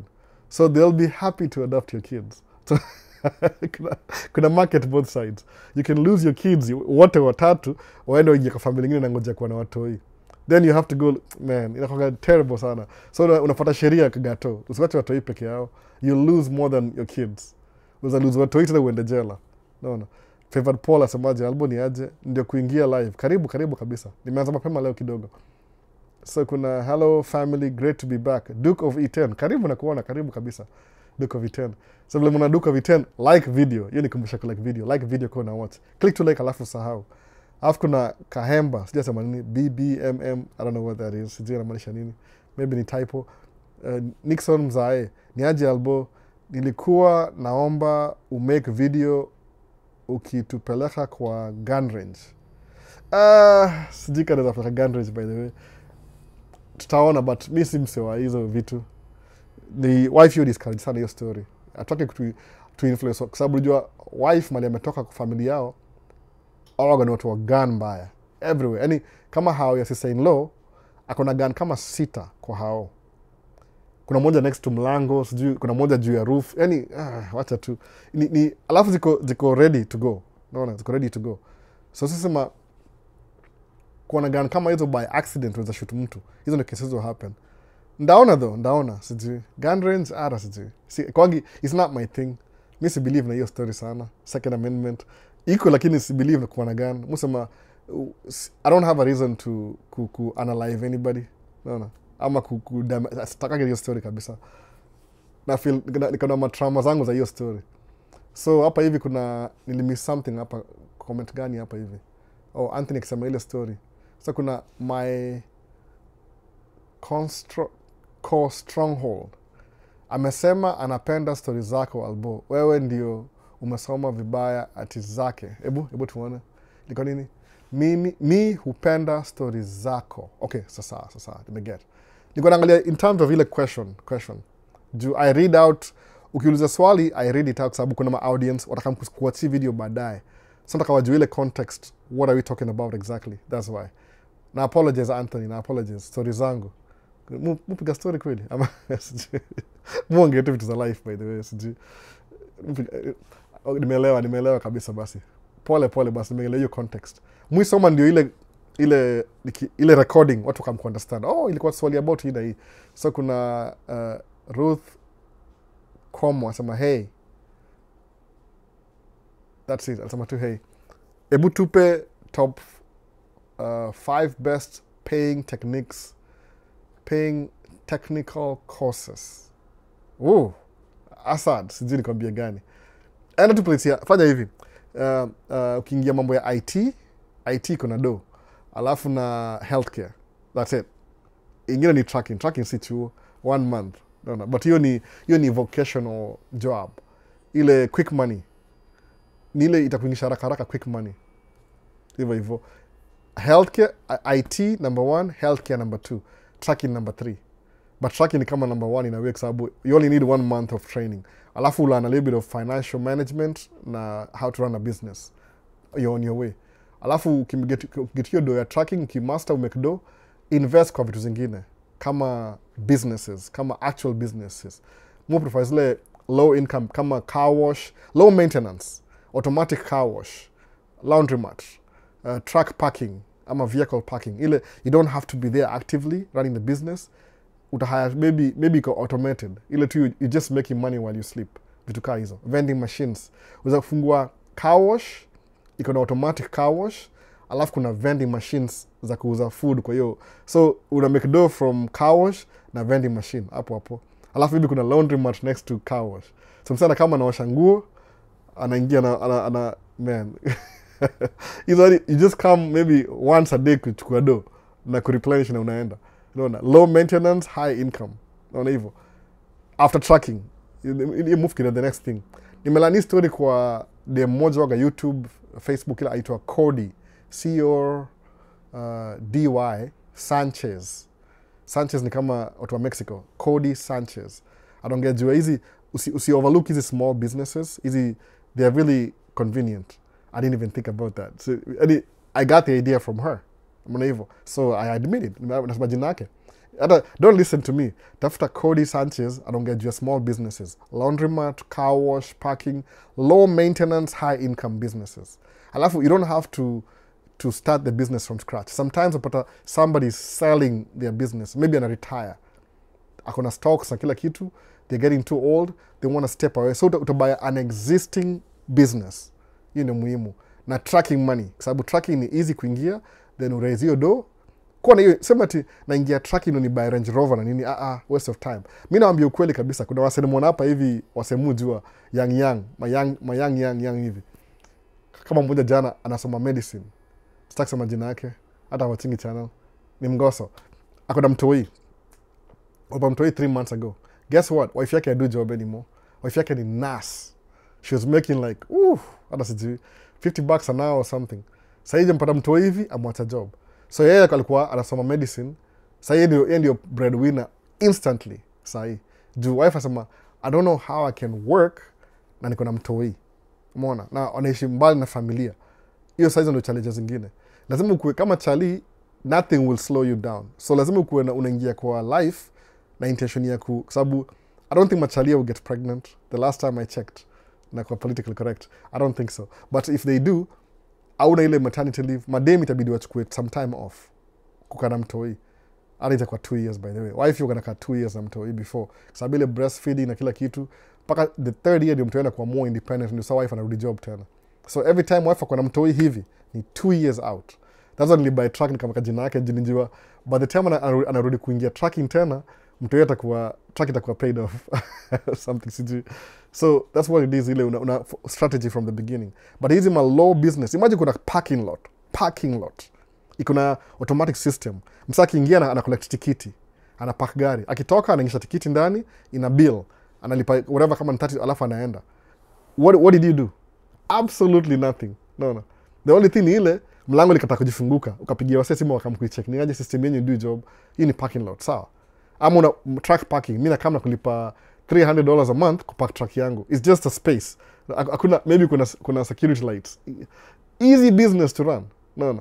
Sababu kama kuna mmoja best yangu anapark huko hivyo, kuuza na parking kwa hiyo trucking. Iko na 98 spots. Au lipa yake ingia ilikuwa $250 a month. Sasa anybody anaingia sasa ni $350. Kuna sasa lipa $400. Akona 98 spots. Msema 100 spots. Sawa? So kuna 100 parking spots za truck. Everybody's paying you $350 per. Na zimejaa, by the way. Every time somebody moves out, somebody anaingia. Umeona sasa? Imagine. So $350 ama tuseme $400 per spot. Na kuna 100 spots. You need how much per month? Piga hiyo hesabu yako. How much? Ni parking lot. There's nothing you do. Mnakaa mna sign lease once a month, alafu you disappear in the horizon. You never come back. Maybe mvua ikinyesha, mti yanguke, utakaa mu clear tree. Somebody oil ilimwagika hapo hivyo, utakaa mu clean oil. Something like that. No. Mamba snow imwagike, utakaa mu clean snow. That's it. Low maintenance. So kuna $400 a month. Alafu naongea just say ni 400 by the way. $400 a month, alafu kuna 100 spots. Piga tu hesabu. 400 by 100 ni ngapi? $40K a month. Hata ukihaya mtu, useme I'm hiring somebody, a maintenance. Akona kamlango pale na hata kuna mlango. They just show up and angalia kama everything's good, alafu anaenda. That could be you too. I mean, you can hire yourself. Alafu najilipa. 40 ni ada siji. Hii ni parking lot. What do you have to do in a parking lot? Hakuna tunadu kwa parking lot. You make money at sababu every month everybody brings you a check. Umeona? 40,000, imagine. Ukiangalia kununua hao rental na parking is more profitable in the right spot. Hizi small business, watu overlook hizo business. Umeona sasa?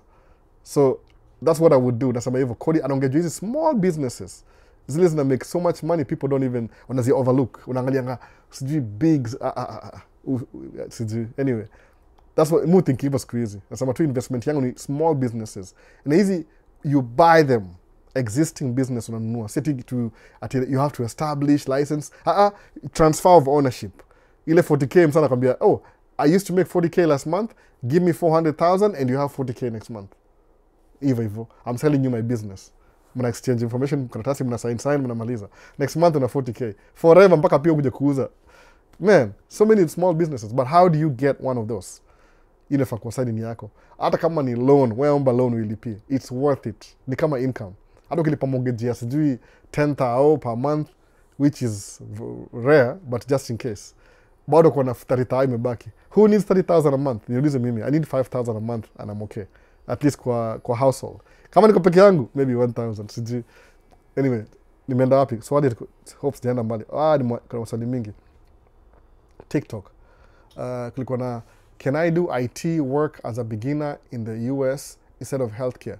Which type of IT? Naongea generally, kama kuna so many. Yani, hiyo ndio kitu kuangalia. Fanya hivi. What are the richest company in the world? Naona. One of the most profitable company ni Apple. You know, the iPhone. Is it a hardware company or software company? Apple is software company. That's why. So software company zina superficial income. They don't have real assets, ile tangible, ile shika microphone hivi. They don't have real assets, but wako na value fulani ile ni kama overinflated. Nvidia, itazama processor. Unaona? Software yani the richest company, maybe kiangalia kwa list ya the richest company in the world sahi, top 10. Unapata labda software ni 7. So meaning that's where the money is. So anything, cyber security, software development, system analyst, anything about your story you utaenda kwa hiyo do. Sababu kama Apple iko worth ni 3 trillion, somewhat utakuwa na hiyo profit itakamkwako. Utalipwa more than mtu average. No, that's what it is. Healthcare kitu yani they need it sababu baby boomers. So any field ya IT utakuwa sawa, cyber security, whatever. No. maybe una maintain hardware, maybe cable, anything kwa hiyo field, because ndio high money iko hapo hivyo yote. Angalia kama Tesla na hizi gari kama tuseme Toyota. In terms of company, Toyota iko na more assets than Tesla, by the way. Toyota, number 1. Lakini in terms of kwa stocks, Tesla iko na high. Kwa nini? It's a software. Ni yutenza magari, but it's still a software company. So software iko na superficial wealth, ingia huko, by the way. Because you never know how long that bubble itakwenda last. Maybe 10 years from now, utakachapi kwa kama kila kitu else. So, ingia IT, naona. Especially kama uko young. Do hivyo, anything IT itakuwa. Kama cyber security. Our work from home, by the way. Because all you have to do, msala pigia simu nakambia, we have a problem na hii system. Unachukua computer yako ya job, iko plugged in already. Unaingia kwa secure website, kama uko home. Ama kwa coffee house, kwa coffee, itongaje, Starbucks. Si advisable Starbucks, but just in case. Uko on the field, uko hivyo. Uko na internet. Una log into machine, alafu una make my changes. You don't have to be at the office. Jini software. Naona. Hiyo ni easy job.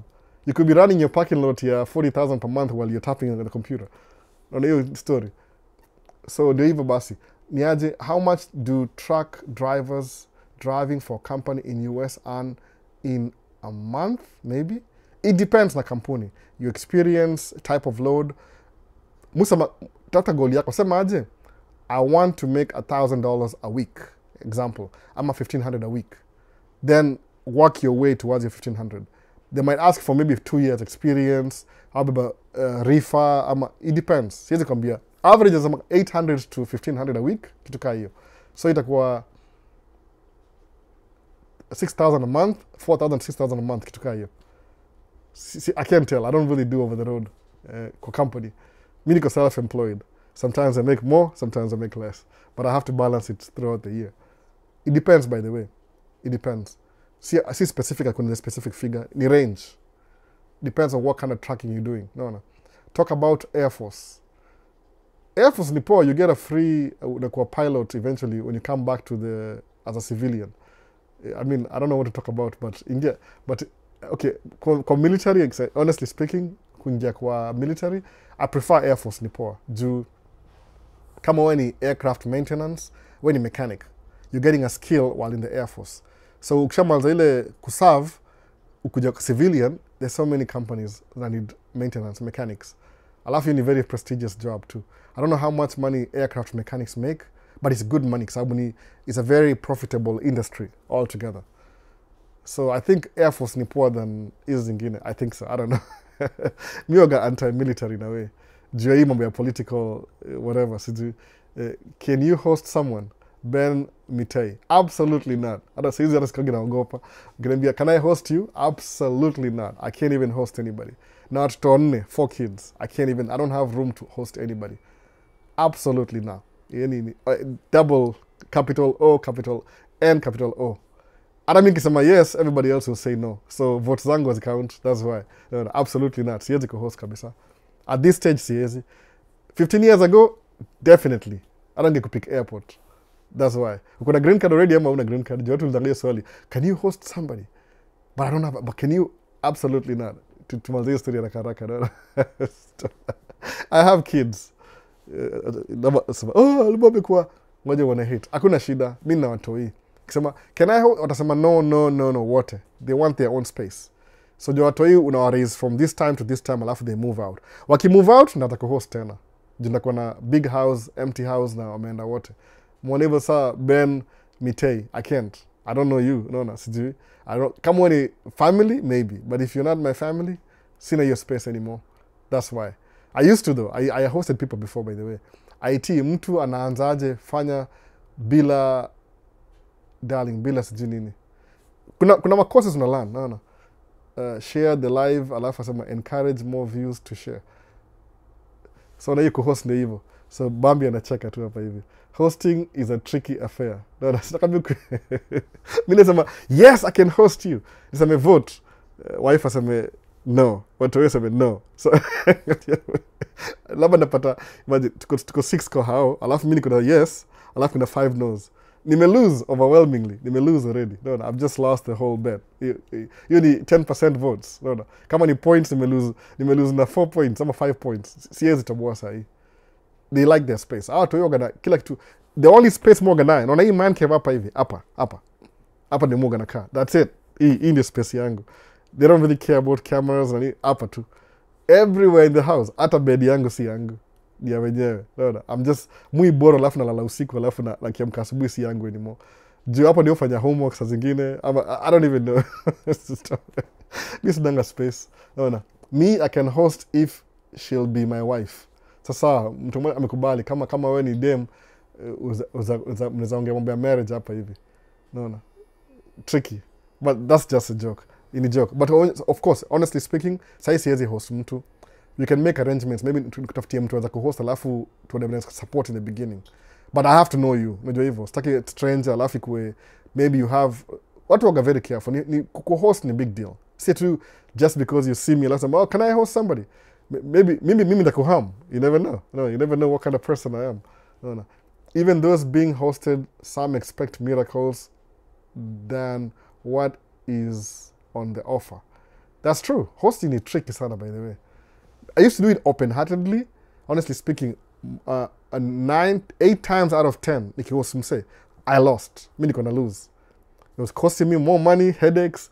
You saw pata ikamu kwa na more problems. Kuna wase una host, alafu nataka kupatia directions, wanaenda the other way. Alafu now they end up in trouble, then you have to rescue them. So nashindwa, dude, I was just hosting you. Si ati ilikuwa tena ikuwe my responsibility. You know, like hiyo. Inakuwa hard. Ni hard sana. Nimeacha YouTube sana.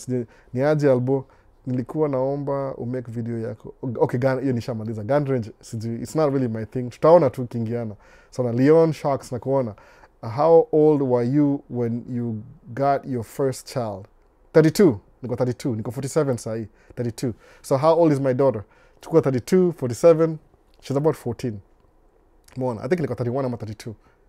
Nataka kumbuka ilikuwa alizaliwa, okay, after birthday yangu. So 47, 32. Minus hiyo. Mwana. Itakuwa 42. She's turning 15 this year. So I think I was 31 ama 32. Kituka hiyo. My first child. Ule alizaliwa. Kuna wengine nilikuwa nao kuzaliwa. Dem alisema, sitaki mtoi. I'm being honest, kusema kweli. Nilikuwa na mtoi maybe 24. Lakini dem alisema, don't want kids now. Don't want to get married. Okay. Kusema, okay. No. Disadvantage. Hata hiyo 32 ilikuwa bahati alizaliwa. Nitakuwa mapema, by the way. Nitakuwa mapema sana. Sijui kwa nini. Kataka, maybe Buda na mother bado wako pamoja. My mom and my dad, they're still married, wako hapa hivi. So hiyo example ya kuwa na marriage ilikuwa big thing kwangu. I wanted to be married really fast. By I think 24 nilikuwa nafikiria mambo ya marriage. No. But it never happened until 36. No. Ilikuwa nami comment hapa haraka. Na mimi sima comments za YouTube bana, aziko up to date, acha nione. How old were you? So ilikuwa hivyo. Nani hivyo Kembe bado sijaandika kama vitu zake, sijui nini, lakini anyway. Favorite Paul, my question is, can you join Summit Academy OIC the first year after joining US? Yes, Summit Academy OIC ni non-profit.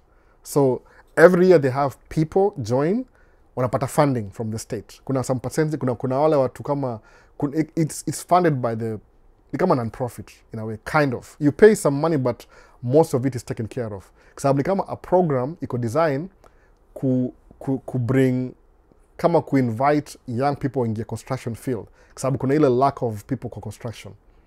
Na ni job ya 9. I'm planning to go there, by the way, niongee nao. Nikuwe na more information.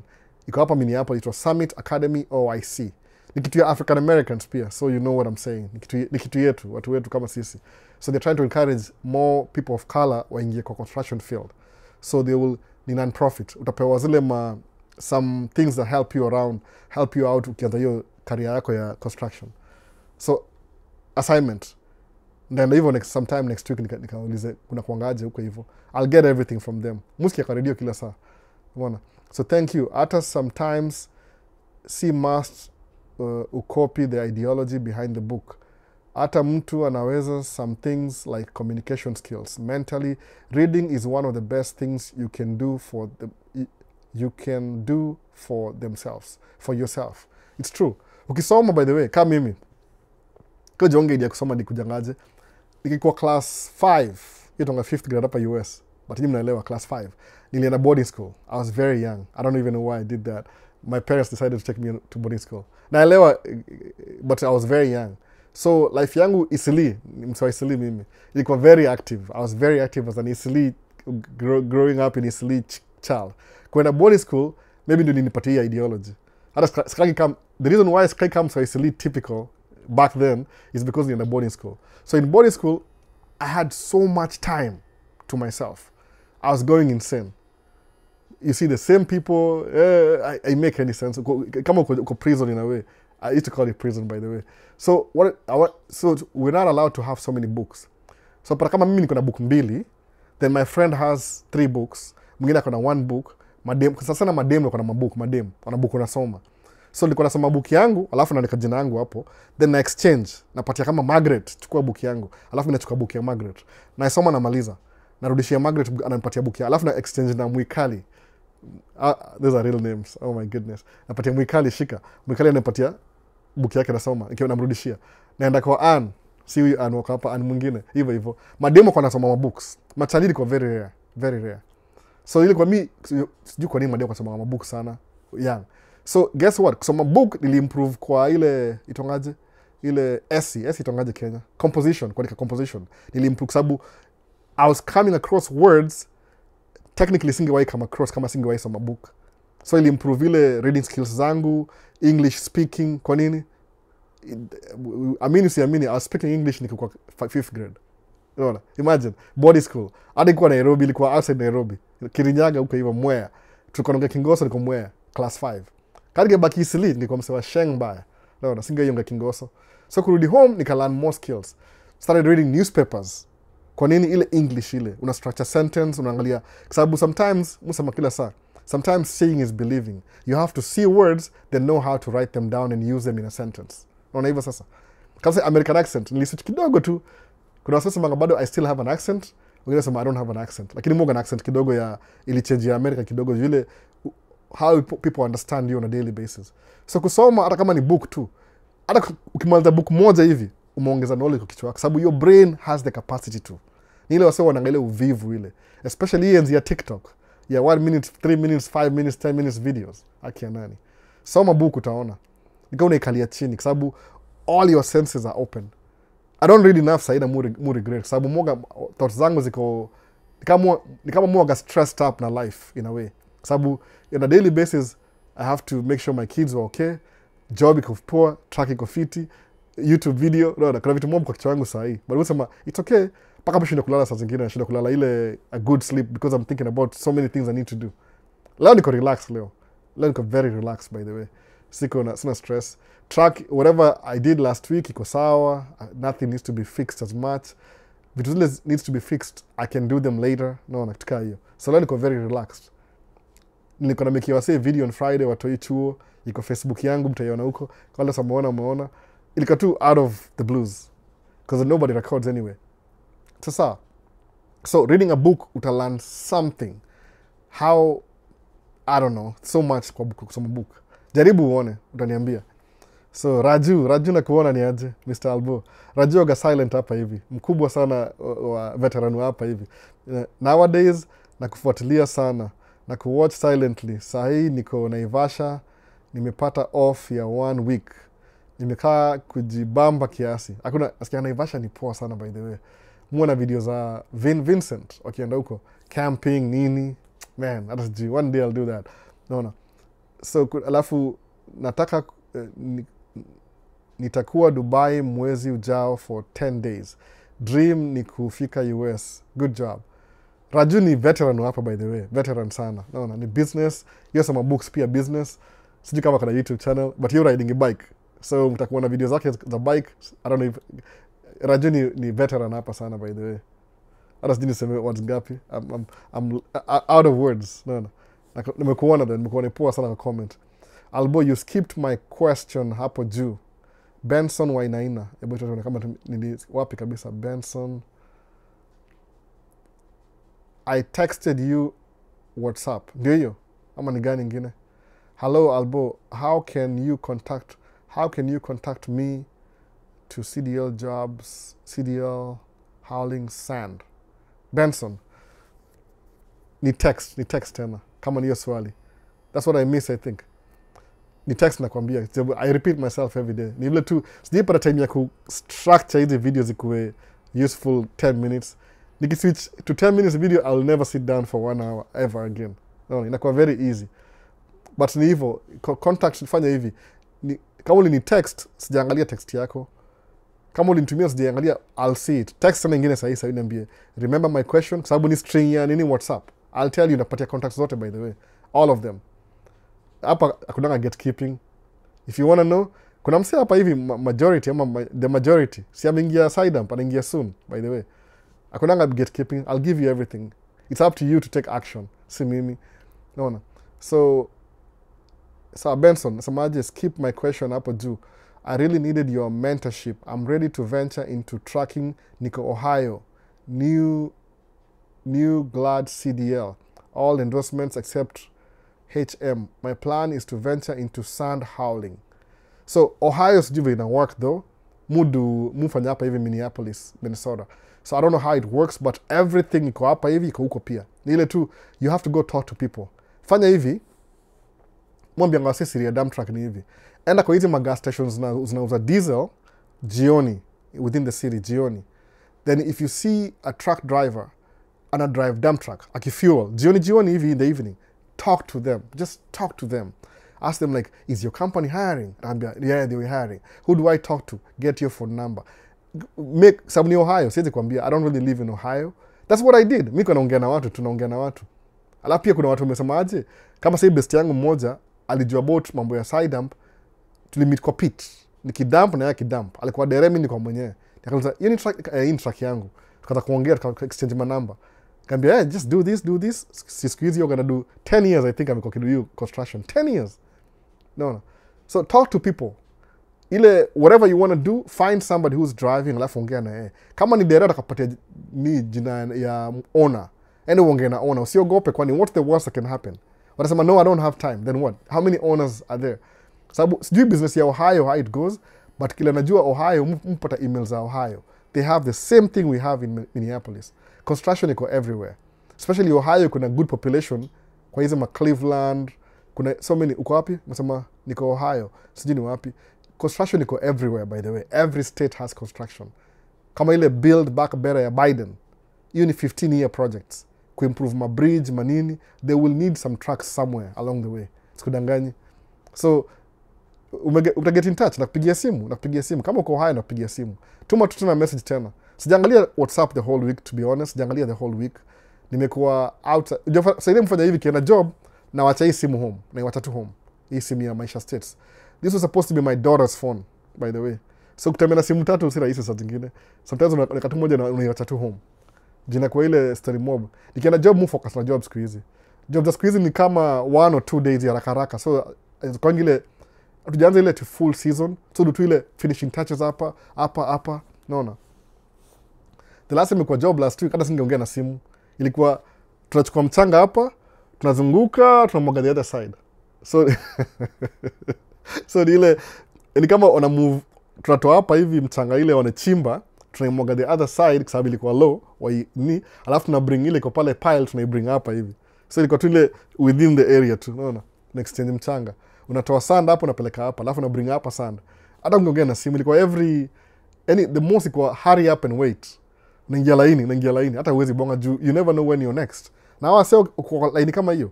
Akuite kwa radio, "Hey, you're next." Alafu usiitike. Utapigwa nje. Tukalibeba maji leo. Tuko na maji kidogo. Jobs off season ni hard kuongea kwa simu. Very hard. Za ile kawaida ile kama kuanzia this month mpaka November itakuwa ile one job 2 months. So after 1 or 2 days unakuwa predictable, unajua so do hivi, tunadu hivi. So una understand job ile inakaa. Kama job ni predictable ndio muongea na wase kwa simu. But kama ni ile ina change hivi, I have to pay attention. Umeona? That's why naona sijaongea na wase sana hii off season. But tuma message. Kuna sisi ongea nao hata kama message. Utakuwa sawa. Mbona choke bana. So Benson nangojea nini yako? Catherine K. What business do you recommend in the US pande ya finance, kama nini finance, uzafundisha wasee nini basic finance, uanze kama consultancy, unaambia wasee how to build credit, alafu unawacharge, unasema I'll teach you how to hata kufile taxes, how to manage your taxes, ama ufanye bookkeeping. Finance bookkeeping, hiyo ni business pia. Ile you go to small businesses, me wife ndio do bookkeeping, wife. Hata akanizajana ati, can I make this a business? Naambia sure you could, sure. Ile afanyie wasee bookkeeping, you can do that. No. Kuna unaweza wasee financial independence, maybe stocks. But si lazima ukwe complicate hizi vitu. You can actually learn these things within a month, then the next month unaweza kufundisha wasee the same thing you learned a month ago. Alafu while you're teaching them, you're learning new stuff. Alafu build business from scratch. So financing ni hivyo. There's so much about financing, watu wengi wajuangi. I try and do that kwa hii channel. Ni si professional sana. Mwa do YouTube part-time, but hii YouTube basically ni business na financing, mostly. Ni muongea. Na maybe my immigration once in a while. Na maybe marriage life, mi si expert. Ni ile tu, I'm married. Mutu mi my own personal experience. But you can do a lot of things na business. Finance especially.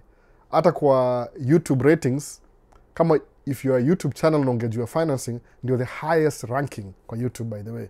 Ile CPM. Awali post ni $30 per 1,000 views. Imagine. Maybe 32 siku hizi. So ukimake video ya vlog ya utembea kwa streets, naongejua kama uko kwa sijui ni itwaje. Kama umeenda Nairobi kwa ilitongaje, Kenyatta Avenue, una vlog.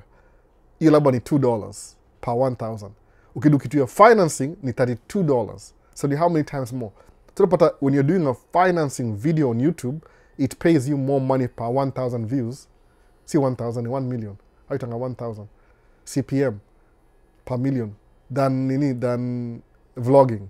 Because vlogging ni casual, financing ni kama professional. Naona kutukaa hiyo difference. So Catherine Case juu labo fundisho wasetu juu ya financing. Wanza mambo ya how money works. Another thing, soma psychology of money book, alafu interpret kama you make kama kwa lesson. Uzadu hivyo na AI, by the way. Nakambia siri unashanga. That's what I would say, business, kama ni business. Ongea tu, under na TikTok videos, I'm going too wild. And make videos kwa TikTok, introduce what you want to teach them. Alafu wambie for more information, click on this link. Alafu make video kama hizo zile za kuintroduce topic, you're giving them in the beginning of it, alafu unamalizia ile sababu huwezi explain. I know how to do that. Sijui naweza kwambiaje. Kama niko full-time YouTuber, that's exactly what I'll be doing. Niko na charge. Msemuji wana charge kidogo ni kama vile Owen, Kenyan American Home. Yo ongea mambo ya visa, ukienda interview, ukimcall yani kama consultant in a way. Atakuguide through at some fee. Kwa sababu unajua job yake ni flexible. Yani CPA, accountant. I mean, iko wild. Finance iko so open. I could do that too, by the way. Ni vile tu bado na need income ili na flow ya kuchunga watoi. Okay, move out na kwa full-time YouTuber, maybe. I'm a content creator, si YouTuber. Depends, nita kwa relevance kwa hiyo. So if uko na credit card like 3, umake kulipa 2 on time, na 3 ushindwe kulipa, inamaanisha itaharibu credit. Yeah, itaharibu kabisa. The thing unafanya hivi ni favor Paul ni ile, never miss the minimum payment. Sababu minimum payment inamaanisha aje? Every 30 days, ni kama kulipa rent. Kama uko na nyumba, tuseme hivi, clean kabisa, tumia example ya credit card. Suppose uko na nyumba, una rent nyumba, unalipa stima, Kenya Power Lighting, unalipa maji. Maji ni City of Nairobi, for example. So, uko na pesa ya kulipa maji na stima na usilipe, ukilipa stima na maji na usilipe nyumba. What happens? Landlord atakufukuza. No. So, what do you want to do? You want to make the minimum payment. At least ulipe, hiyo ni credit card, ulipe how? Hiyo ni minimum payment, hiyo ndio rent. Alafu ulipe stima na maji, ile ya last month. Ukimiss moja, unakuwa in trouble. Hiyo ni credit card, the same ideology too, hakuna difference. But ile kuna minimum payment, which is really affordable. The problem minimum payment ni hivi, every time you make a minimum payment, au make dent kwa ile pesa umeboro, you're just paying the company, the bank, to maintain your credit status. Suppose umetumia $100, unakwambia your minimum payment is $5. So utalipa $5. But you still, ile pesa yako ile umelipa $5, kama interest ni 5%. The only thing you did this month is only pay for the interest. Ujalipia principal bado. Next month you still owe $100. So kile musema ni hivi, lipa instead of $5, lipa $20. ndio 5 iende kwa interest, alafu 20 iende kwa principal, 15 iende kwa principal. So next month imebaki 80. Tena ulipe $5 alafu ulipe tena 20. Unaona hivyo? So at least unipatia 5 months is paid off. Hiyo ndio poko hivyo na credit card. Sometimes mudu crazy. Mungu getingi check yangu yote hivi nalipa credit card yote inakuwa zero. Tena itumia tena immediately. That builds your credit. Kwa sababu inacho nini ile itongaje, wacha ile how you use it itongaje jina, nimesahau hiyo jina. Minimum payment ni muhimu. Don't miss your minimum payment. Kwa sababu ukimiss minimum payment hivi, score imeanza kwenda chini. You've already skipped one payment. That's it. Na lose a couple of points.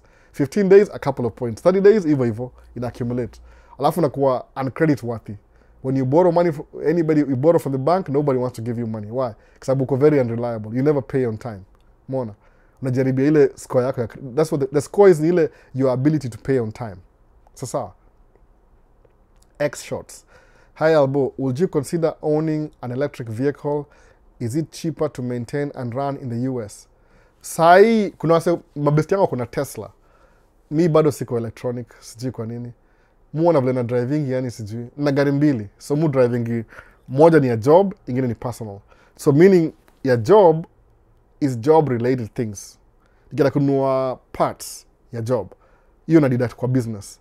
Personal, hata sijui ni vice versa. Kwa sababu kama van ndio personal, Audi ni business. Inafaa kuwa vice versa. But kinua Audi sikujua kuna van in exist. I wish I knew that. But sasa nazibadilisha baadaye by the next year, this year, nataka make van ikuwe business, Audi ikuwe personal. Ndio kwa sababu that means mu driving Audi weekends only. Unless maybe I have to pick up the kids from school, juu na viti extra. Van iko na two passenger, alafu space nyuma. So I don't really need electric. Kwa nini sasa? Ni plug in, ndasahau ku plug in. Unless zile za China, zile BYD. China iko na better economy ya electric. Sababu electric ya China iko na engine, but hiyo engine airan gari ni kama generator, ina charge battery. So inaipatia more range. So you can fuel, ukifuel tangi hivi ujaze tangi ya mafuta, it takes you 1,000 miles, which is 1.6, itakuwa 1,600 kilometers, I think so. One tank ya fuel. Hiyo ni very efficient. Mu driving kama tuseme maybe 300 miles a week. So nikuwa na 1,000 da fuel once a month. Probably kitu kaa hiyo. Once a month. Definitely once a month. Kama ni Audi labda every 6 months. Ndasa mambo ya gas station. Na hiyo ndio America wana fight electric juu ya hivyo. Kwa sababu there are so many big businesses au za mafuta. So ukiwaambia uende full time electric, it's like they are losing their money. Kwa sababu what makes them money ni ile frequency ya wase kustop kwa gas station kujaza fill up their tanks. So ukiambia wase I'm giving you electricity, unless hiyo petroleum industry move towards providing electricity for hizo charging stations, itakuwa smooth transition. But mimi mwenyewe personally bado niko engine, kwa sababu truck ni engine. Actually msemaje, I wish all my vehicles ingekuwa diesel, kwa sababu truck ni diesel. But ile van ni regular fuel. Anyway, van ni regular fuel, Audi ni premium, alafu truck ni diesel zote. So mimi personally no, I'm not really into the electric thing yet. Maybe you are China neza buy gari za China. BYD kwa allowed America nanunua immediately. Ndauza Audi. Ibuni limisa hapa anything. Ohio, there is a free trucking school sponsored by the state. Yeah, go for it then. Somebody was asking kwa TikTok hapa hivi. Ohio, kuna sponsored by the state. Ebu LMA, people say sometimes you invest Kenya. Have you tried anything? Not yet. Sija invest Kenya bado. Anki invest Kenya stands na physical building. Ndaanza na savings na kitu kaa hiyo. Financial kwanza. Nda invest na ile financial kwanza. Alafu kisha grow ikuwe poa sana ndaingia kwa real estate. Nikiinvest Kenya. But I'm thinking about it by the way. Nimesijai come Kenya. Mimi nilifika nitaingia military. Okay, nimemiss question kadhaa hapa hivi. Mimi nikifika nitaingia military kwanza. Ukienda bootcamp, host bado hata charge hiyo time. Sijui sa. It depends with your host kama na charge. Mostly nikihost mse, I don't, kama nikihosting wase, I never charge them anything. Kwa tu ile nawapatia, juu kama umekam na green card, why would I charge you? Hauna do, so umekam. Hata mimi nilihostiwa, so it's like I'm paying it forward. Nilihostiwa 2 months bure until I got my first job nikata kulipa rent. nilipata job May, but nilihama kwa hiyo nyumba April, nikalipia from April, a month back, backdate. So nilihostiwa pia mimi for at least 2 months. Sikuwa na anything, sikuwa na green, kwa sababu hiyo paper hizo take some time before upate ile social security green card is like between 30 days to 2 months hivi. So ukihost msee kana ngojea paper zake, usimcharge anything. I mean, if you can, I mean, don't charge. Okay, mimi personally, mimi sikuchargiwa anything, so I don't charge people nikiwa host the first 2 months. But after that, you have to, you know, figure out your way. Kwa sababu the idea ni ile unahostiwa ndio uko na ile a path ndio uko independent. Si kuwa dependent kwa hiyo msana kuhost. Itakuwa mbaya bana, and people get sick of you quick. Nimisaje question. Even those being hosted, okay, sasa nimeelewa. Miss question. So I joined the live late. I have been looking out for dump trucks in Iowa, and they are quite expensive. African teacher. They are expensive. Sababu jua, dump truck ni specialized vehicle. It's built for the job. So itakuwa cheap. Over the road truck, unanunua tractor na trailer. 2 separate units. That's why itakuwa more expensive. Kama sahi dump truck ni Volvo ni... ilikuwa 300,000 last year. Ni vile tu price ilishuka kidogo. Zilikuwa scarce. So you can get a Volvo na 270, kitu kaa hiyo. 270,000. But out the door itakuwa 300 bado. Ile taxes, nini, itakuwa almost 300,000. So kuwa ready na the down payment. So now, which of the dump trucks is favorable between the one with 3 small wheels or 2 wheels? African teacher, 3 small wheels. Nitonga, 3 small wheels, out in Roman numericals, ama hivyo, numerals, ama numericals. Ile 4 inaitwa quad, kama 4, 1, 2, 3, 4. Ile ingine inaitwa quint ni 1, 2, 3, 4, 5, 6. So quint is better. But kama uko Iowa, study your area. Like which trucks do they need most? Sababu kama mimi niko na hiyo 4, niko na 6, hiyo 4 na 6. Quad ni poa kwa small spaces, kama kwa neighborhood hivi, driveway, vitu kaa hizo. Quint ni mrefu kidogo, uta-struggle. Tight places uta-struggle. Do I turn kama quad na turn haraka. So study your environment. What do you want to do?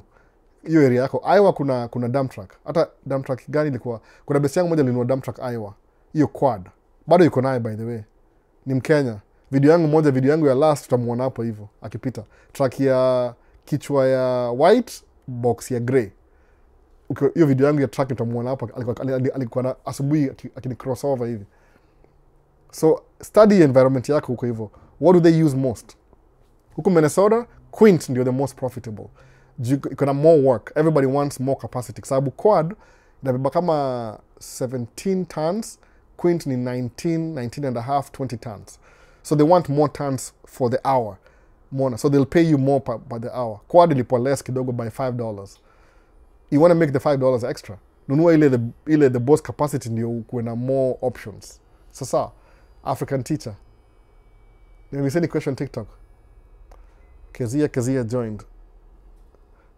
Which dump truck? Sasa, hapo tuko up to date. YouTube. Wacha ni YouTube hapa hivi. So kuna maintenance. Hey Albo, would you consider owning... Oh, nishamaliza. Electric vehicles. Siwezi own electric... it's not my thing yet. Sijui kwa nini, by the way. It's just not my thing yet. No. Maybe in the future. So Guru Channel I'm join in. Geek Steve. By the way, the first quarter of the year is over. Bado najaribu kufuatana na template. Ya gani Geeks code? Template ya nini? Context. First quarter Maisha. What happens time uko na 3 trucks on payment and only 1 is running? You have to pay them all? Yeah, hakuna difference. What do you do? That's why, earlier, favored Paul, you make more than you need. Muishi na budget. Actually, budget, nikiblow up budget yangu, it's stupid to do hivyo. Muishi na budget, by the way. So, even when 1 truck is running, somewhat before job iishe, mufajanga hivi, by the way, kuna difference ya whatever the truck makes, na jilipa yangu ile, owners distribution, ama owners pay, naingia hivi. Alafu whatever, all the other money inabaki kwa business. So when the trucks go slow, the truck should be able to pay for itself. Move think ahead. So if I need to repair the truck, nani off season, I'll use a credit card. Kwa nini? You need credit. I can borrow money to fix it. Juu sina ile cash flow. But the cash they save ikuwe ya payment. Sababu payment, you always make payment na credit card. Itakuwa too expensive. They'll charge you like 28% interest. Kudukutuka hiyo. Alafu how many times are you going to do that? So nipo kwa na hiyo do na aside. Ndio budgeting by the way. Ni ile kama wife angerudi back to driving truck, ingekuwa poa juu pia angekuwa na income, na hii income tuta increase ile income ya household, alafu tukuwe na more money for investment. Muone hivyo. But sasa hivi tuna mtoi ako home bado. So tuna madere wawili. So someone got to lose income moja ya household juu inaenda out kwa dere. But one truck is going to be paid off this year. So they increase income anyway before the end of the year. Juu one truck iko paid off. Nilinunua 2020 October. Muone hivyo. So African teacher, is it 250k investment worth it? I went to Volvo and the Quint was like 250k. You ni cheap, nunua. I have a Volvo. Nilinunua 2020 African teacher. I'm paying it off this year. Ask me if I've ever been sitting at home. I don't sit at home na hiyo Volvo. I work all year round. Muskia African traveler.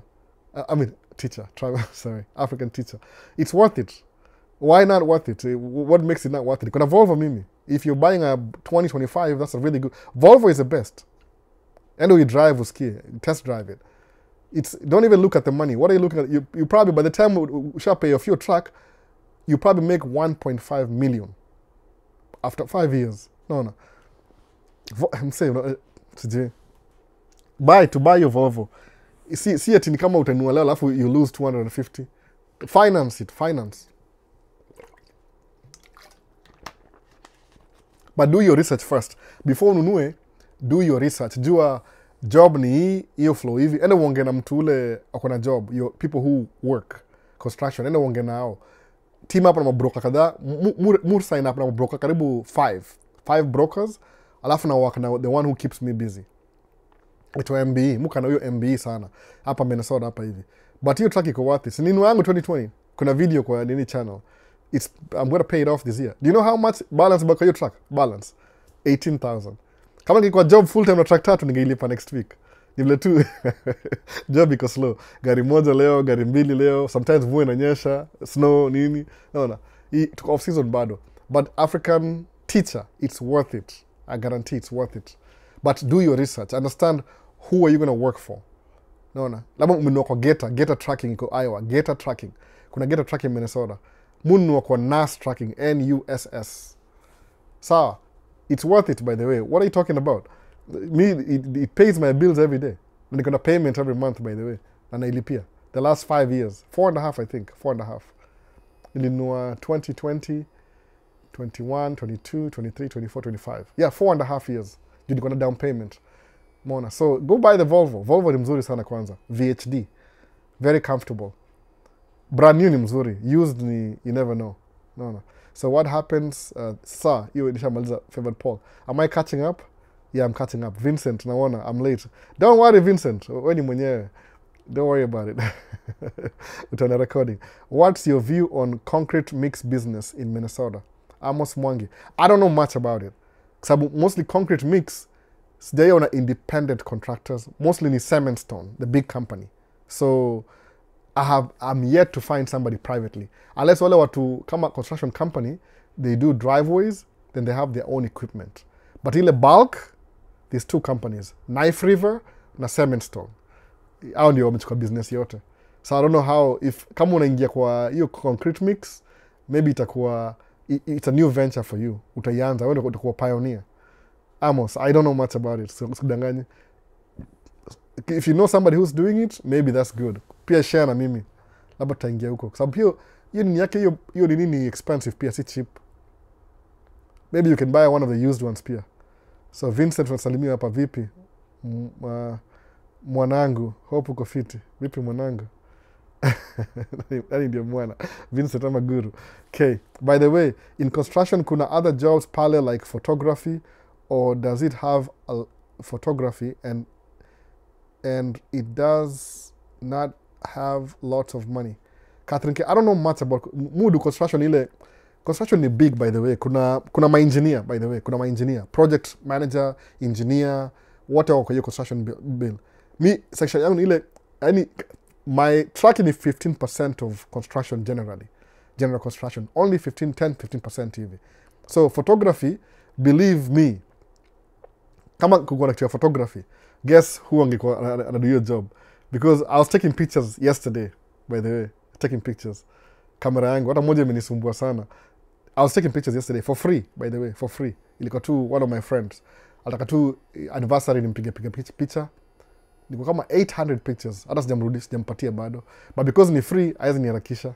Nimemtumia ile za kushare haraka anyway. Sasa, so ilikuwa photography, I'll be the first person in. Sometimes use photography ni a section of construction. See the main thing. You have to focus na 80% where the money is. Sababu kuchukua ukinishi na photography, you'll probably be making 500 a month. Can you live over 500? Itakuwa ngumu sana. Mona, ama 1,000 a month, once in a while. Maybe drone business. Una fly drone, but kile muona watu wengi fly drone ni maybe supervisor na fly drone. So meaning it's just part of the supervisor's job. Kupatia ile kureport kwa company yake wale ma engineer. This is how far we've gone. So muona wa drone juu inapiga picha alafu inarudi chini. But who's flying the drone? Supervisor. No. Ama engineer sometimes. Ni kitu yani, don't focus na ile snitch aina do. So muona photographer, by the way. Am I making money in photography? Muona siwezi compete. I won't make a lot of money.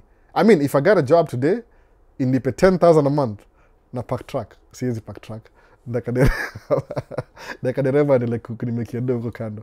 I would never park a truck. Siwezi duka hiyo. It's stupid. Sasa, so niche na kitu kubwa kidogo. Naona Vincent mwanangu nasalimiwa na guru hapa hivi. Sasa tuendelee. Know it all. Which is the poorest state in terms of economy? I think ni Alabama, if I'm not wrong. Ama Louisiana. One of those southern states. No. Do you have parking problems? I don't. Nimekuwa you'll pay maybe between saini kaa 350 to 400 a month. But dump truck, it doesn't take a lot of space. Parking ile major ni over the road kwa sababu ni 65 feet long.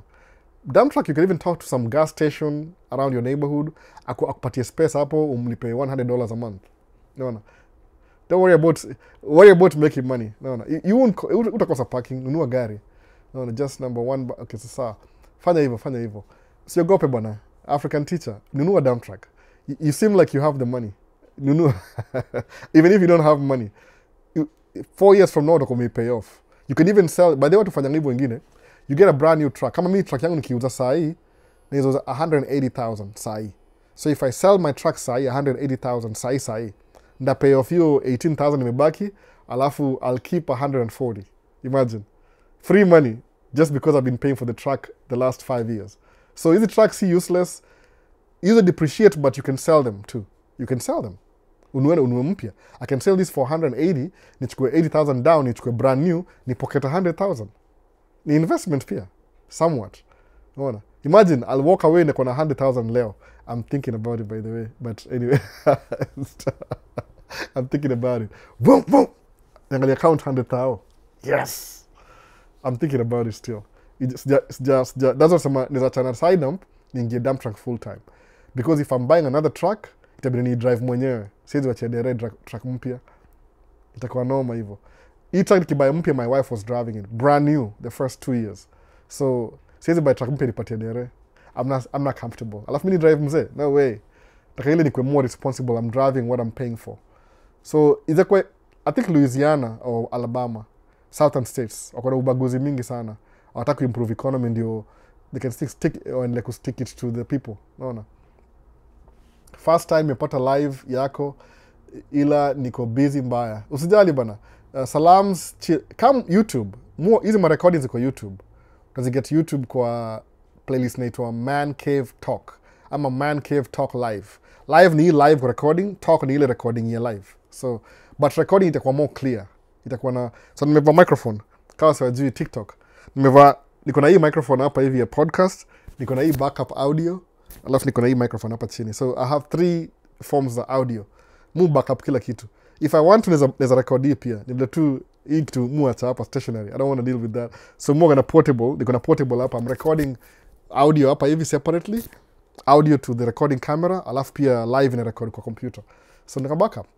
Ukimiss live, kaa uko TikTok, Maisha States YouTube channel, playlist Man Cave Talk Live. Playlist ingine Man Cave Talk. Ndazilist kwa majina hizi kuwe na nini, numbers za kila kitu. I'm working on it. Pole. Sijui kama 70, 80. Utatu Man Cave Talk episode number, blah blah blah. Hivyo. In the near future. Ile niliambiwa hiki tu last year. Ile nilikuwa too busy. Last year nilikuwa so focused na kudu job. Sikuwa na time. Juu nilikuwa na run madriver wawili, wife yuko home, tunamtoa mgeni. Ilikuwa story mob last year, by the way. Tulikuwa na deni pia. Kai pay off. This year at least I'm trying to relax. And I had 1 year left, the following year I relax. So this year I could relax sasa. Odd number. So prayers of Jesus. Did you drink water for the whole year and days? Did I drink water? What did you drink water for the whole years and days? What do you mean? Exactly. Maybe naraka. So the prayers for, did you drink water for the whole years and days? I don't know what that means. I drink water every day. Do you mean like, is it is analogy? I'm to getting some. I drink kama niko in the field 4 of this a day. 4. Hii ni kama 1 liter. So ni kama 4 liters a day of water. Ningesema water. Ninaongea Kenya, ningesema water. So that's power of Jesus. Maybe something about Christians. Hey, Maisha says family, just checking in. Lensi amekuja leo. Kumbuka jina, by the way. Sana kuna Victor Luvanga, hands off protests. I didn't go. Niko advice kwa TikTok, if you're black, don't protest anything. Don't give them a reason to get to you. We had a candidate, all you had to do is to vote for the candidate. Mkakata, sawa. Then we just sit. No. We wait for next election, midterms. I didn't go. It's going to protest. Last time, skile comment here, serikali, government, the best thing about government, they know how to shut down a protest. Kama ni violent. Don't try them. They'll do it. Don't try it. No. Musema, instead of nini, nisema hivi last week, kumbuka advice last week. Instead of protesting, run for office. Sawa. Protesting could kill you. Run for office, by the way. Fanya hivi. Mkona sakpari an example alafu ikuwe na pin on somebody. Suppose okay, sawa. Tuseme tu kama mko against who now? What name? Mimi najua tu President Ruto. Suppose uko against Ruto. Next presidential election, Wakenya wote enda mregister run for office kama president. Mtachanganisha hiyo vote, mtaidilute. No. Hope this is a bad idea, nawaambia bad idea. Don't protest, by the way. It's about a peaceful, they find a reason to make it violent. No. So don't protest. Run for office. No. As a Maji African teacher, I run another business where I can't afford to be away. Is it still worth it if I'm employing a driver? Probably not. Then stay away from it. If you're going to buy a $250,000 truck and you give it to a driver, you better be buying 5. Minimum 3. Not even 5. 3. 3 minimum, 5. 1, total loss. No. Labda ununulie maybe your cousin or somebody. Your cousin, alafu musplit na yeye. Ile uko investor, you buy it for your cousin, then he gives you maybe, I don't know, $2,000 every month, something like that. Because it's a brand new truck. But eventually he'll try and it's not worth it. Don't do it. It's all in or out. If you buy 1 truck, $250,000, and you put a driver, your driver will make more money than you. That's the first thing. We have a driver. Driver will make more money than we do. Because kiangalia, driver na kama tuseme a third of the income, expenses ni a third, alafu nabaki na 2/3. I mean, any 2,000 expenses, sabu driver wage, 1/3, expenses, maintenance, kila kitu another third, unabaki na 1/3. Hiyo 1/3 ndio truck maintenance pia. So driver takes more money than what the truck makes. So it's a percentage. But if you have, kama tuseme unabaki na kama tuseme ni 100,000, example, watu kama 200,000 trucking per year. Mbaya kabisa 200,000, na 150. Kama ni 300,000 for example, utabaki na 100,000. The driver will take 100,000. Hiyo ni example tu, like some example. I don't think you make 300,000 yet. Inflation ijafika hiyo level bado. But unless ni 3 trucks, alafu maybe 1 is paid off, maybe. But if it's 1 truck, I don't know. Labda kama una do your own construction, ile tu is part of your construction crew. You're making 80% from construction, alafu trucking ni 20%, then you can do that. But kama ni primary business, you need to drive your own truck. Hautatoboa. My recommendation, what I know from based on my own experience, if it makes sense to you. But if it doesn't, you can do it too. A little from my own experience. I'm getting from my own experience. I could be wrong. Maybe when you liponga 250 an hour. No. Ukilipa 250 an hour, definitely get a driver. So hands off protest. Iyo unasema electric na fuel ni e-power. I don't know. Yani ikona ni gari moja zinaitwa BYD, iko China. Iko generator, alafu kika mafuta inakuwa engine, but engine does not run the vehicle. Haina drive shaft. Ina charge battery. So while you're driving, the engine is charging the battery. Kama alternator. Ama generator. Ina charge battery, then the battery ina power motor kwa kila tires. That's what they do. Hiyo gari ya China. Iko na 1,000 mile range. Tesla ni kama 300, 400 hivi. So 1,000 ni 2.5 times more range than Tesla. No.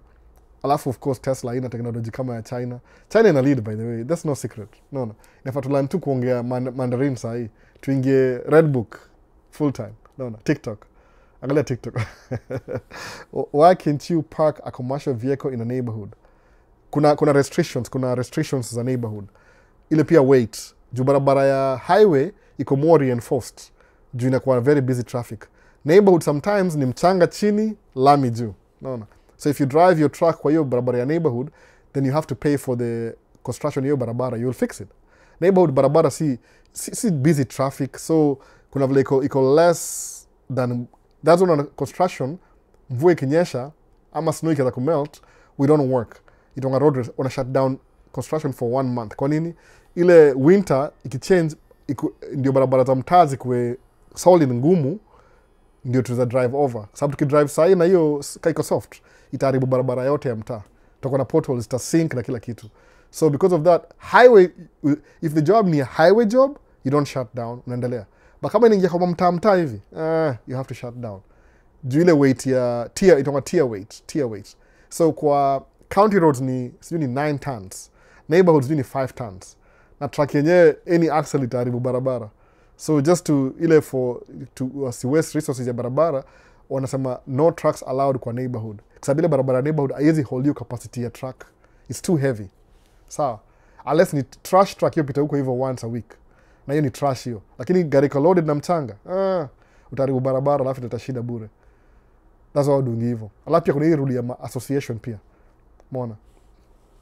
Have you ever thought of living in another state? And if so, which one? Absolutely not. Ndaishi Minnesota, maybe I'll buy a house in San Antonio, Texas. Kwa nini? I've been there. Ni warm the whole year. So kama kuna baridi hapa Minnesota, January, February, March, naenda San Antonio, Texas. Ama nitenze nyumba Kenya. Another option. No, mimi ni Mkenya bado. But unless I have to be close to my family. But the procedure. If money was not an object, nanunua nyumba maybe Florida, Texas, California. Huko south, huko maliko warm. So in the winter, na drive to California na kauko mpaka winter iisha alafu narudi. Or nanunua mobile home. Depends how much money I have. Or na invest Kenya. Nikuwe pia mimi Samabani. Naenda Kenya alafu nakaa huko 3 months kama bro, alafu narudi hapa job ikianza. Bro amekaa mtu juzi. Hajakula winter. Hakuona ile -18 temperatures. That's what I'll do yani. I'm not gonna move to any state.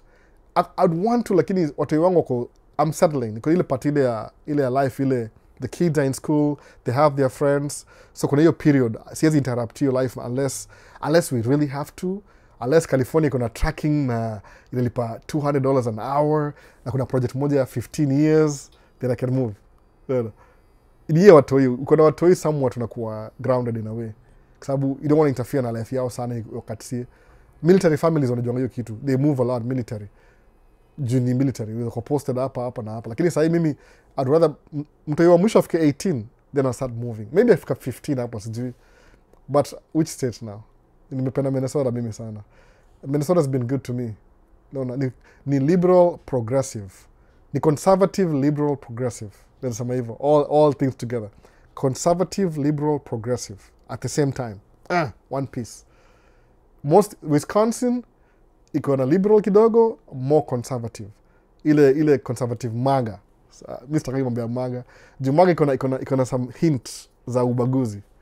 Unaona? Ubaguzi mingi sana. Utashangaa, utatreatiwa vibaya sana huko. Ni kama wewe bado ni 1/5 of a human, iko nini? 1/5 of a human being ukienda kwa MAGA. Hawakuonangi the same. Wanakumbusha pia, by the way. Unaona? So what's the main difference between CDL Class A and Class B? Class A ni combined vehicle, ile tractor trailer hivi, alafu iko na fifth wheel. Class B ni straight truck, kama dump truck, ndio Class B. Class C of course ni gari ya kawaida, hiyo si nini, ala si CDL. So Class B ni kama bus, straight trucks, over 26,000 pounds. So anything vehicle weight, ile gross weight ni over 26,000 pounds, ndio Class B CDL. Class A ni 80,000 pounds, combined vehicle. Sawa. Hata hivyo pickup truck pia za qualify. Kama iko over 26,000 pounds, na iko na fifth wheel, hiyo ni CDL pia. Ile unapata pickup truck hivi, iko na fifth wheel kwa bed. Alafu trailer inaingia juu yake hivi. Ndawekea picha, ndawekea video ni wa show baadaye. Kama una understand hivyo. People do that by the way. Ile hard shot ya magari kama mzigo ya kwa pickup truck na iko na trailer.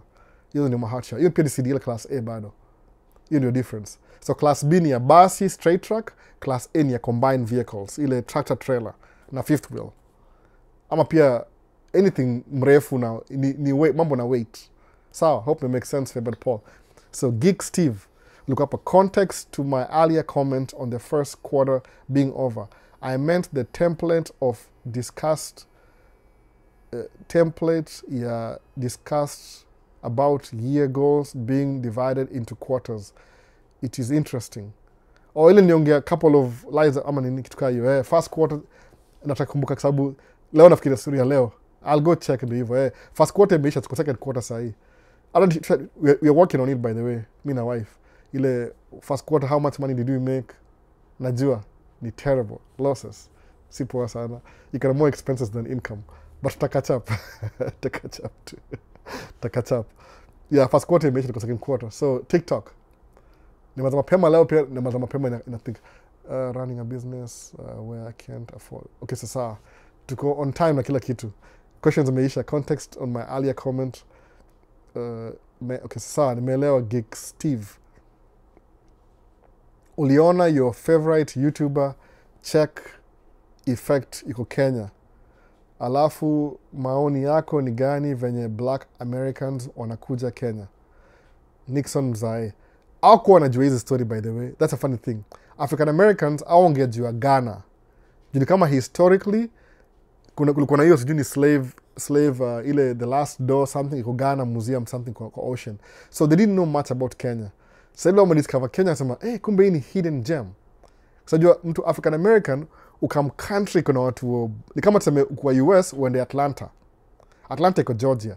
Georgia iko very ubaguzi. But ukiingia Atlanta utapata rich African American people, doctors, lawyers, governors. Yani ukiingia Atlanta hivi ni drive truck over the road, I felt like I was home. Kuna yani it's a black town basically. Kuna watu weupe ndio lakini it's a black town. Yani you'll see a rich black person. Kata kuona mentors na wewe ni African American enda ATL. No. ATL iko karibu kila, yani you'll see things you haven't seen as exist kwa. Hapa Minnesota watu wadosi ni wangosa wengi wao. Unaona? So kuna ile mentor. So that's the thing. Okay, na Kenya unaona Kenya yani iko modernized. It's a gem. Hawako wanajua before. Now that we discover unaona kama check in effect every year, every 2 months you're in Kenya, man. Eventually, nini yake YouTube ni travel channel. So he has to travel to get the views. Lakini tangu discover Kenya, mazia ame make trip more kuja Kenya yani you coming here every trip ni kama stopover siku hizi. Also manga there is good food, good vibe and beautiful women. Sawa, no. All they need. So but he has to travel near McDo. The content inakwanga more, you make more money when you're traveling. Sabu you bring people to a new place. Mujaribu kwa travel channel. Simapeleka kwa rail, hata jamaza video ya railway by the way. Kuna video moja halfway kurudi from Minneapolis to from Big Lake to Minneapolis. Nda post maybe leo ama kesho asubuhi sijui nimepost bado niko na edit nishamaliza. So I'm trying to be a travel channel sababu people like exciting things. I do too. If somebody I can watch a YouTube channel in a place I've never been to, man, I feel good. Because it's like I'm living, I'm living my life through you. Living my life through you. So ile ya kienda kama to bring along. Mwana hivyo sasa inakuwa you feel unakuwa ile anxiety ina increase. I have to go there too. So amekam Kenya sana bana sema akianana. Mimi sijai come Kenya 18 years. Kianani. But anyway, nimemuona sijaona ndaziwatch baadaye. Niliona alipost video last week kama 2 hivi. Sijaziwatch bado. Nasema nizikalie chini hizo. Mwana sasa. So kuna mambo albo ama you come to California and do dump. Maybe you would make it 200 per hour. I don't know.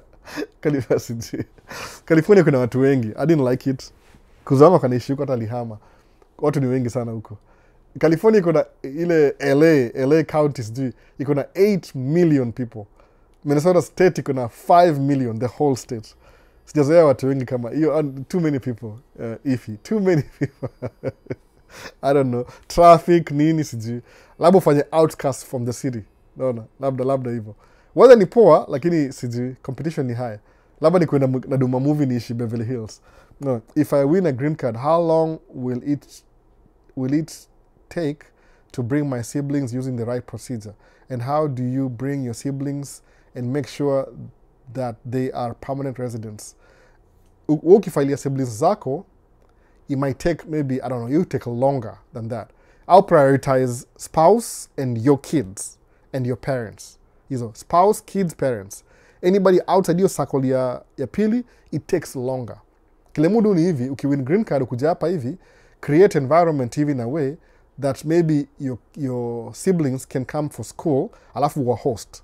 Najua, kama unaishi hapa, kama niseme bro anakuja hapa bro, alafu akamkuingia chuo, ataishi na mimi akienda chuo. So meaning, cost yake of living itakuwa less because I'm already here. Inasaidia kidogo.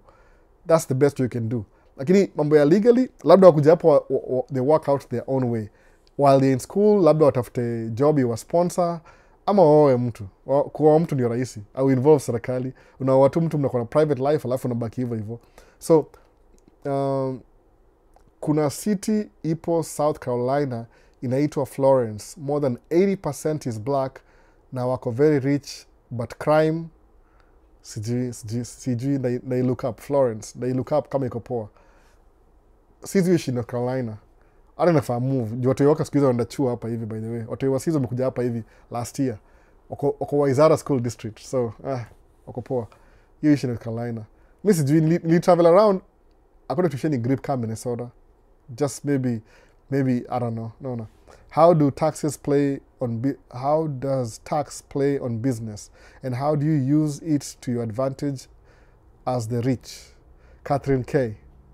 Nishaongea hivi kitambo sana. Itakuwa topic mzima.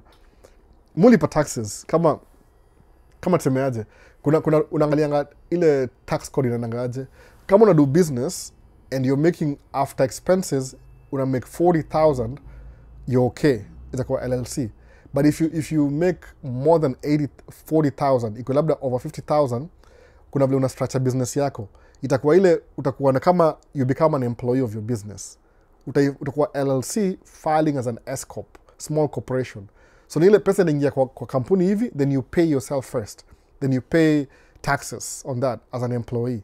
Ile itongaje employee taxes W2. Kuna hiyo document kama W2. Then ingine baki kwa business. So mumu file kama S corp sahi. Sababu I make more than 50,000 a year.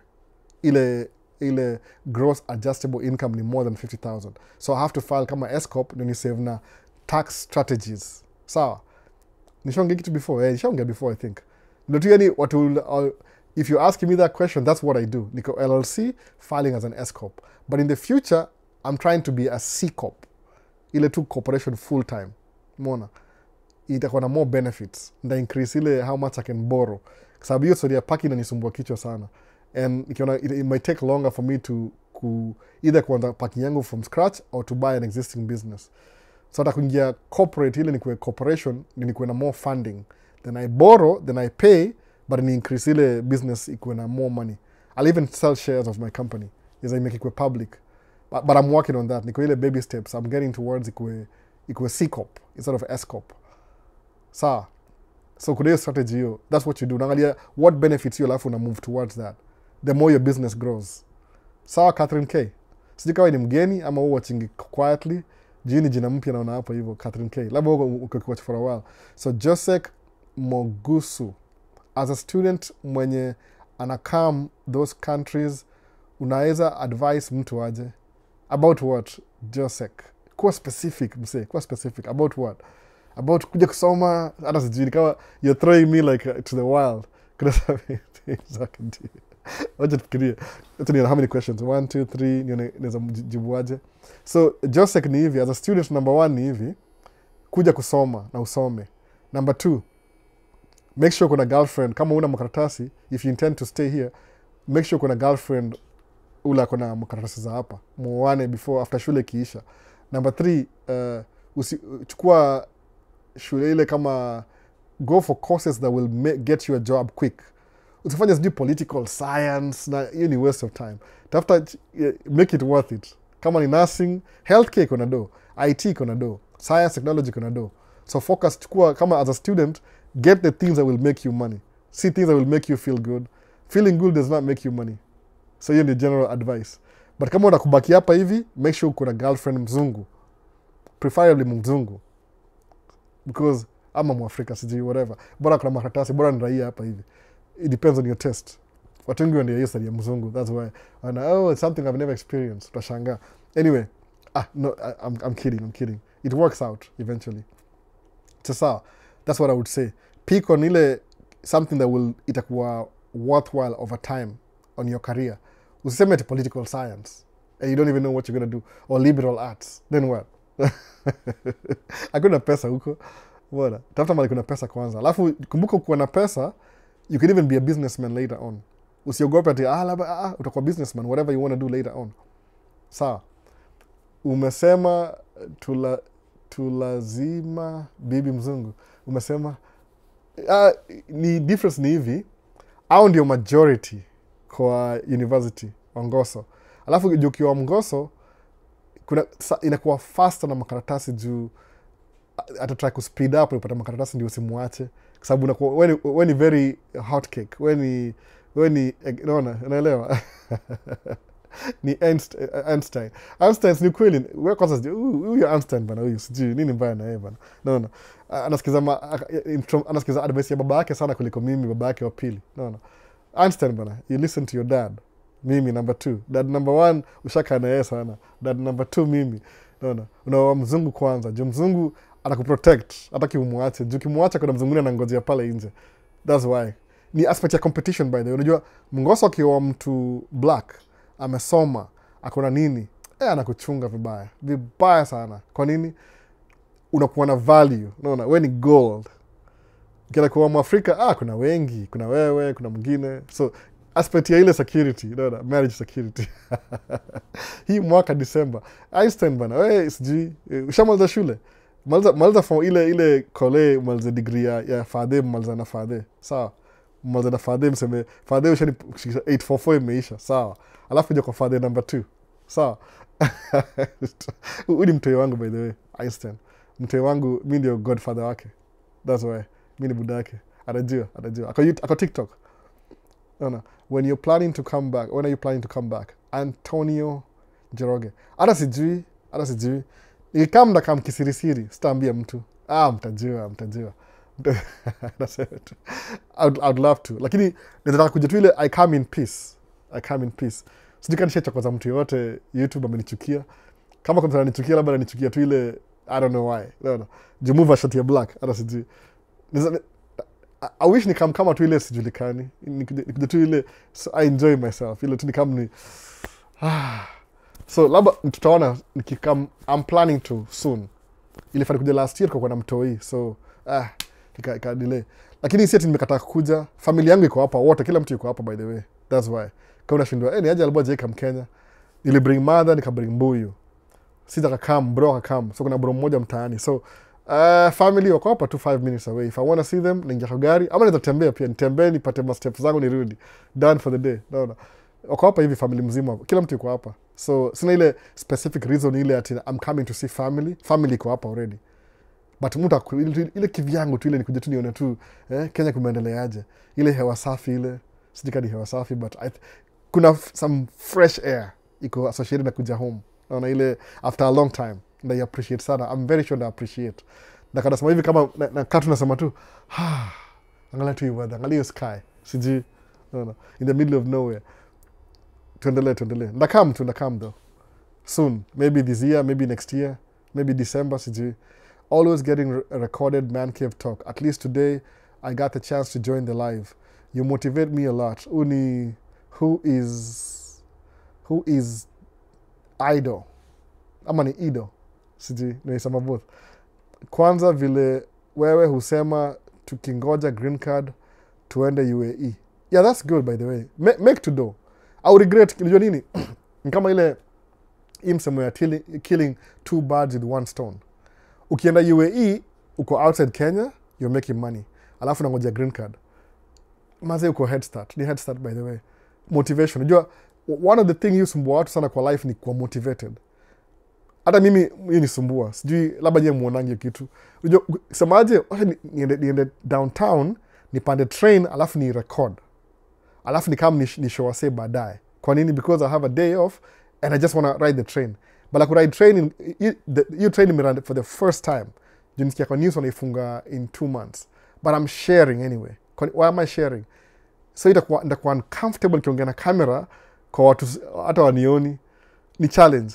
So mujiuliza maswali mingi sana before ni make video. But I make it anyway. No. Alafu she watches it was totally worth it. Hata kama iko na 10 views. Kwa nini? Because just doing the video in public, it go outside my comfort zone. So guess what? The more I do it, the more inakuwa comfort zone yangu. Sawa? So kutoka Kenya useme enda Dubai, uende UAE, uende Middle East kudu job. Uko outside your comfort zone Kenya. So meaning umeji-challenge kimawazo.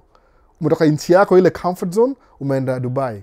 So even if, hata kama unakula ngumu Dubai, usema, man, niko na hardship, alafu najikumbusha, there's a reason why I did this in the beginning.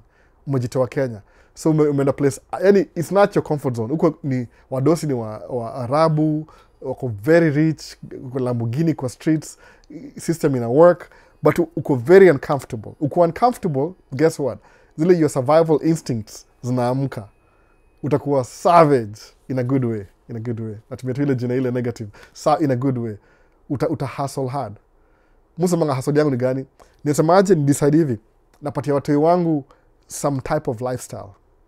I'm thinking about your lifestyle. I'm going to give my kids this kind of lifestyle. So, is it expensive? Yes, it's expensive. Then I'll maintain that.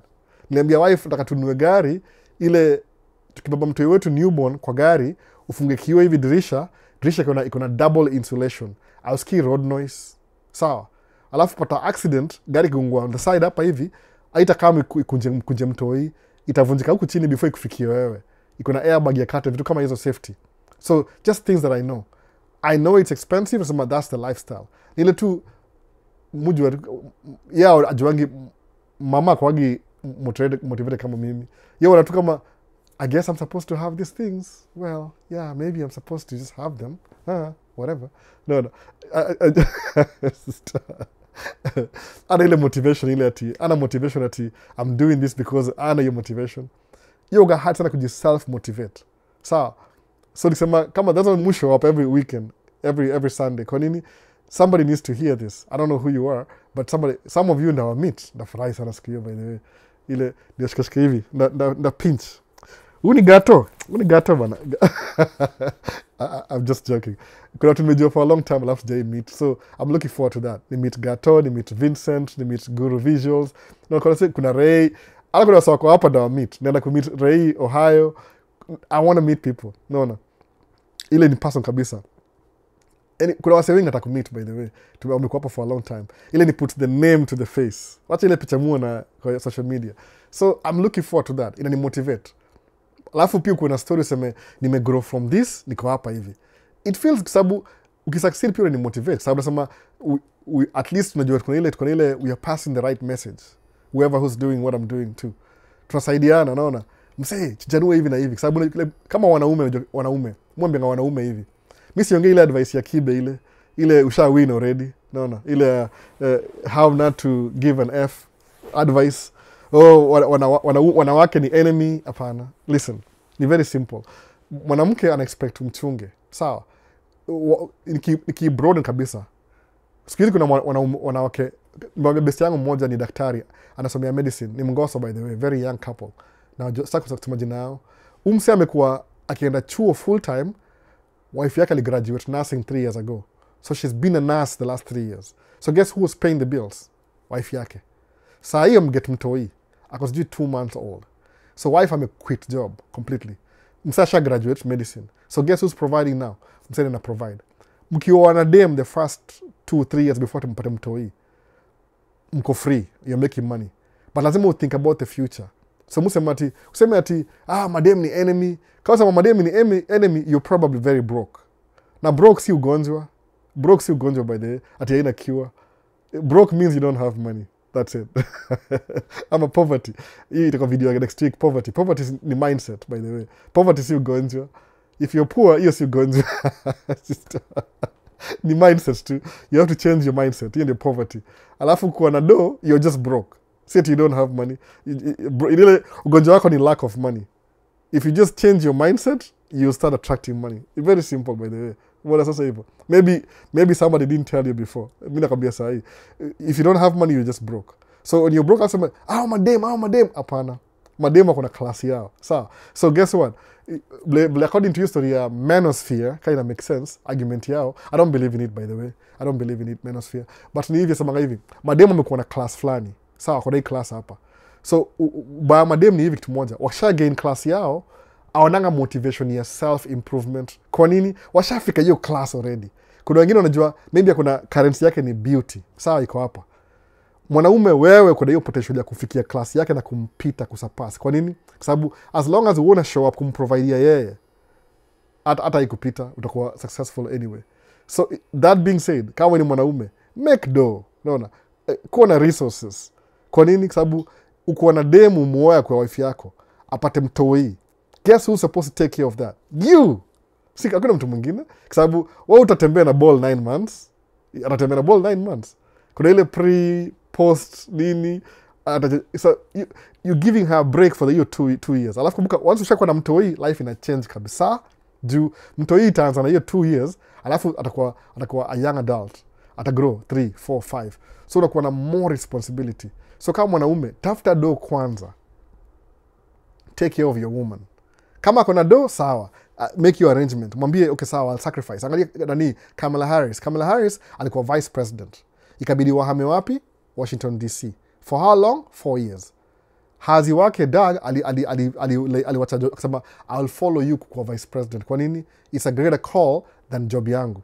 Then ukishamaliza hii mambo ya 4 years, 8 years, we'll come back na endelea na job yangu baadaye. Hiyo mnaweza agree pia. Unaona, kama dem ana make do, balance hiyo kitu. Pia itabidi sasa ujue some skills zile, because your wife ana make more money than you. Wacha yeye akuwe breadwinner, wewe chukua ile role yako pia adapt. You're not losing anything, it's your wife. Aibu gani mse. If my wife was making more money, I will gladly take care of the kids. I'm not kidding.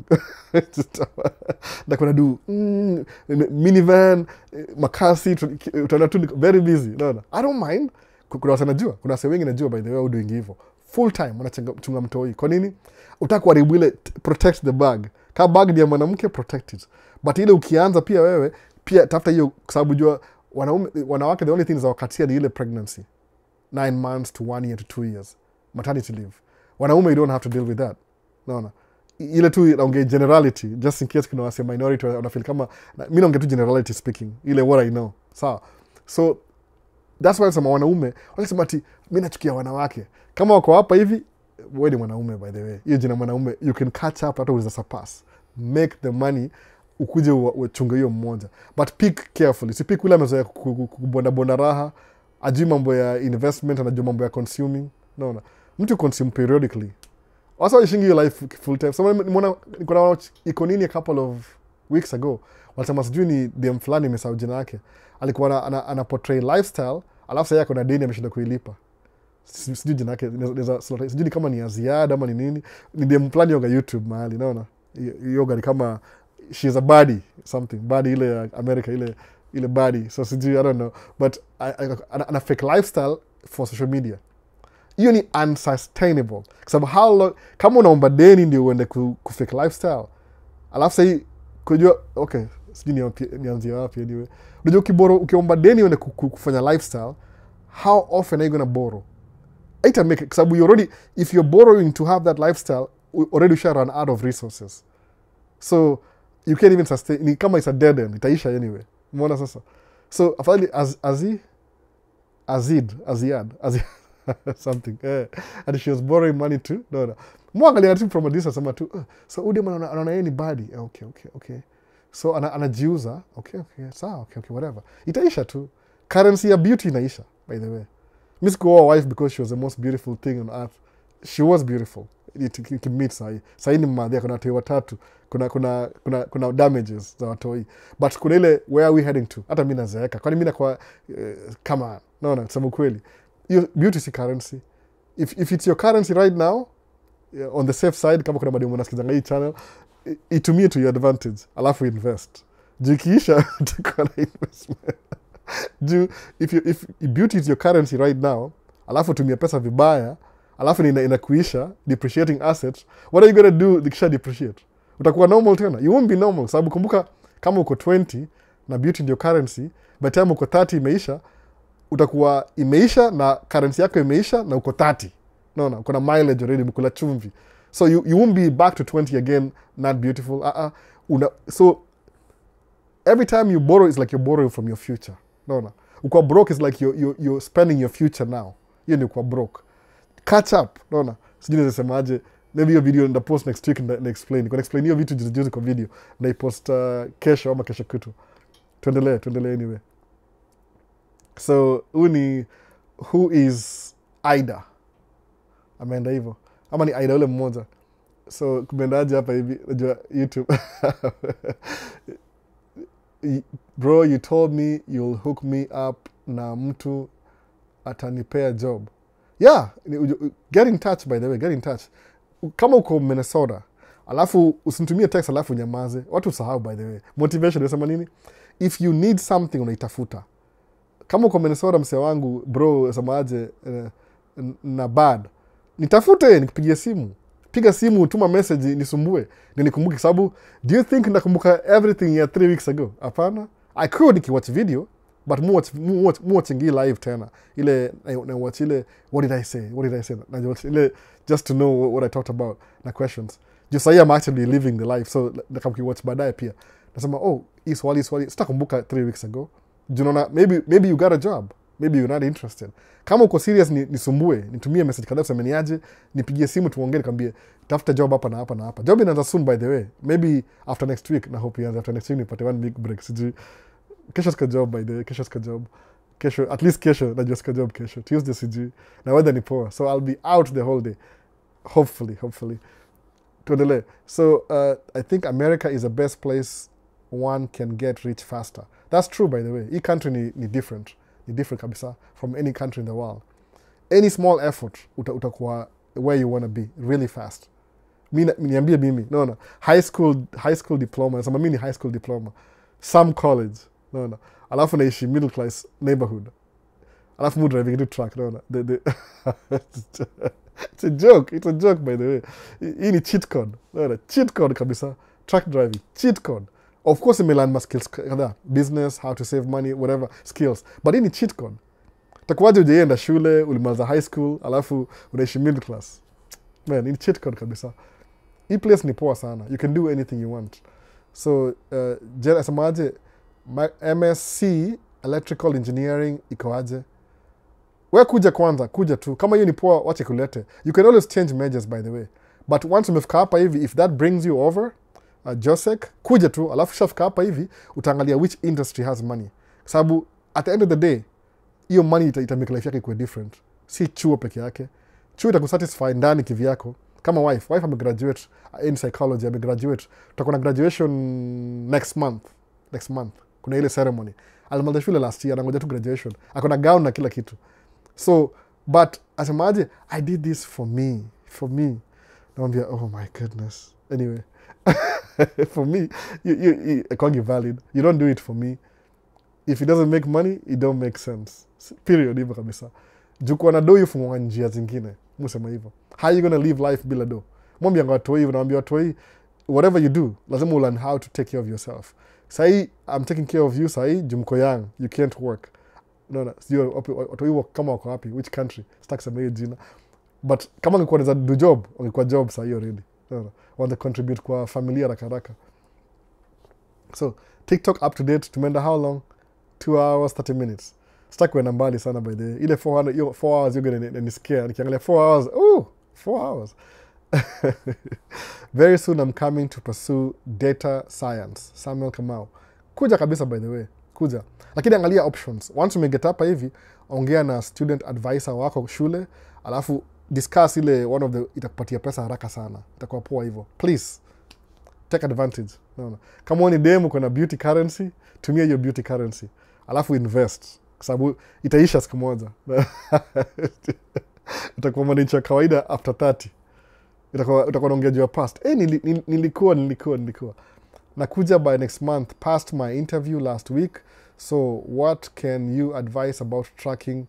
I'm on a resident visa. Jack Mark. Tracking itakam baadaye. Kama unakam na resident visa, hiyo ni green card, itakam baadaye. Which state? Unakuja which state? Keep in touch keep in touch. Which state are you coming to? Alafu tracking itakam baadaye because lazima usettle down, upate job, upate driver license. Kuna ile at least 1 year ile maybe 6 to 1 year utakuwa orientation, ile relocating to a new country. Once umekuwa comfortable, then there's move back to tracking na kila kitu kingine. So take your time, usiharakishe sana. Texas, unaona Texas. Nimeona hiyo umejibu haraka. Hata yeye Samuel Kamau nilijibu haraka. Alisema Aziad. Niliona kwa comment by the way. So Texas utakuwa kuna tracking mingi sana huko. Though I don't know which city in Texas. Which city? Kuja tu analyze. Angalia tu ile what could make more sense in terms of career. Sababu if your career succeeds, or watu wengi focus na one thing. Yaani kama nisemeaje, kama kwa example ya nani huyo?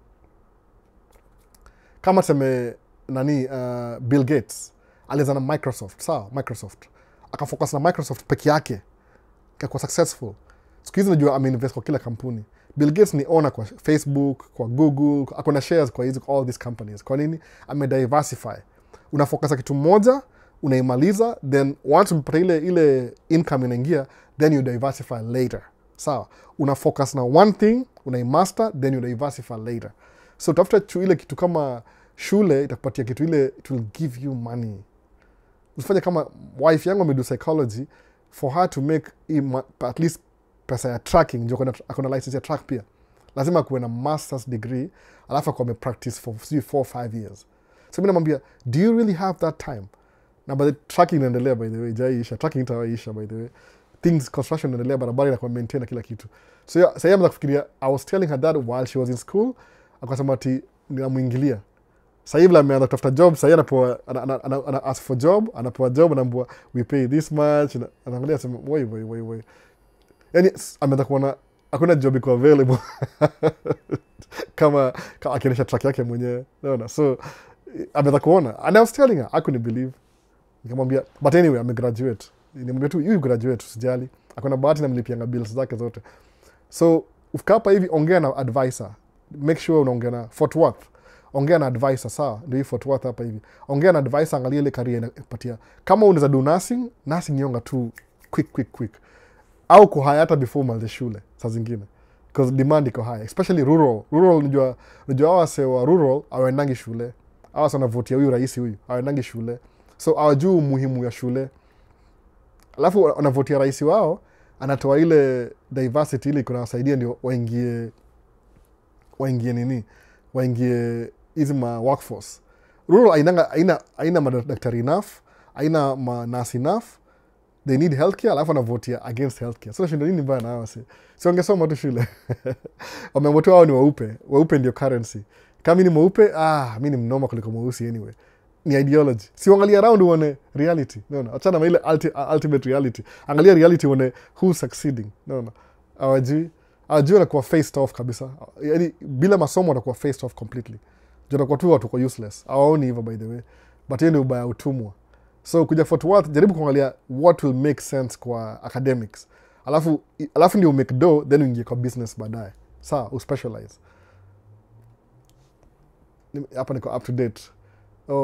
Yeah, no, you're taking notes 100%. Ungekuwa hapa saa hii, sijui mbona ulirudi home kwa daddy number 1, ungebaki na daddy number 2. No. Wewe ni mtei wangu, aitwa Einstein. Albert Einstein, no. Alimname after mimi, after ule the great scientist, alafu jina langu Albert Einstein. Huyu ni godchild wangu. Sawa, tuendelee. Albo, is it true that dump truck drivers don't do DOT log? We don't kabisa. We don't completely. Does that mean that you can work as many hours as you want as long as you don't get cut? Okay. Okay. If you can, as long as you... Atunanga, musa ile tu ile inspection report. Na nika date asubuhi, na ile time kama nilianza 6:30 nika 6:30 start time. Alafu na sign. Ile itongaje Saujina. It's something ile report. It's good to have that. Ukiwa pulled over na karao, unamshow nilifanya inspection asubuhi at 6:30. Alafu itakuwa maybe you can even work 12 hours. Hakunanga logs. Tuko local, tuko within, hatuendi interstate. So kama license yangu kusema kweli kabisa nili change. License yangu I'm not supposed to drive outside Minnesota. Nili make sure. License yangu iko ni intrastate, si interstate. That's how much I hate interstate. Nikidrive interstate labda I'm going to pick up my truck alafu ni drive back. See, for commercial purposes. Niko na intrastate, only within the state. So you don't need logs. Logs na apply kama unaenda across the states, ndio ile track down ulikuwa wapi, unaenda wapi, sababu kila state iko na different rules, but iko governed na hiyo nini, FM, Federal Motor Vehicle, itongaje, FMCSA Commission something, I don't know hiyo jina nini, but iko governed na au fanyange DOT na kitu. You don't do that. Eagle log, kuna kitu kama e-log. Unaingia asubuhi, jaza ile inspection report, unaandika date, una sign, unaenda job. Mnaanza 7 to 7, 12 hours, ama 8, lazima ulale by the way. Usiende usiku alafu, the problem ile ukipata accident, paperwork itakusaidia. So usifanye job over 24 hours, ende ulale 10 hours. Yani zile rules za kudrive bado ziko applicable, lakini haziko enforced until something goes wrong. Then unafungulia kitabu yote. So be aware, unaona. Mimi mfanya mchana kama nimedu from 12 to 12 in 12 hours, naenda nalala. Na mkasubuhi tena. Usifanye usiku tena. Ama niwache dereva afanye mchana the whole day, mimi nichukue truck akisha kuja jioni nifanye usiku.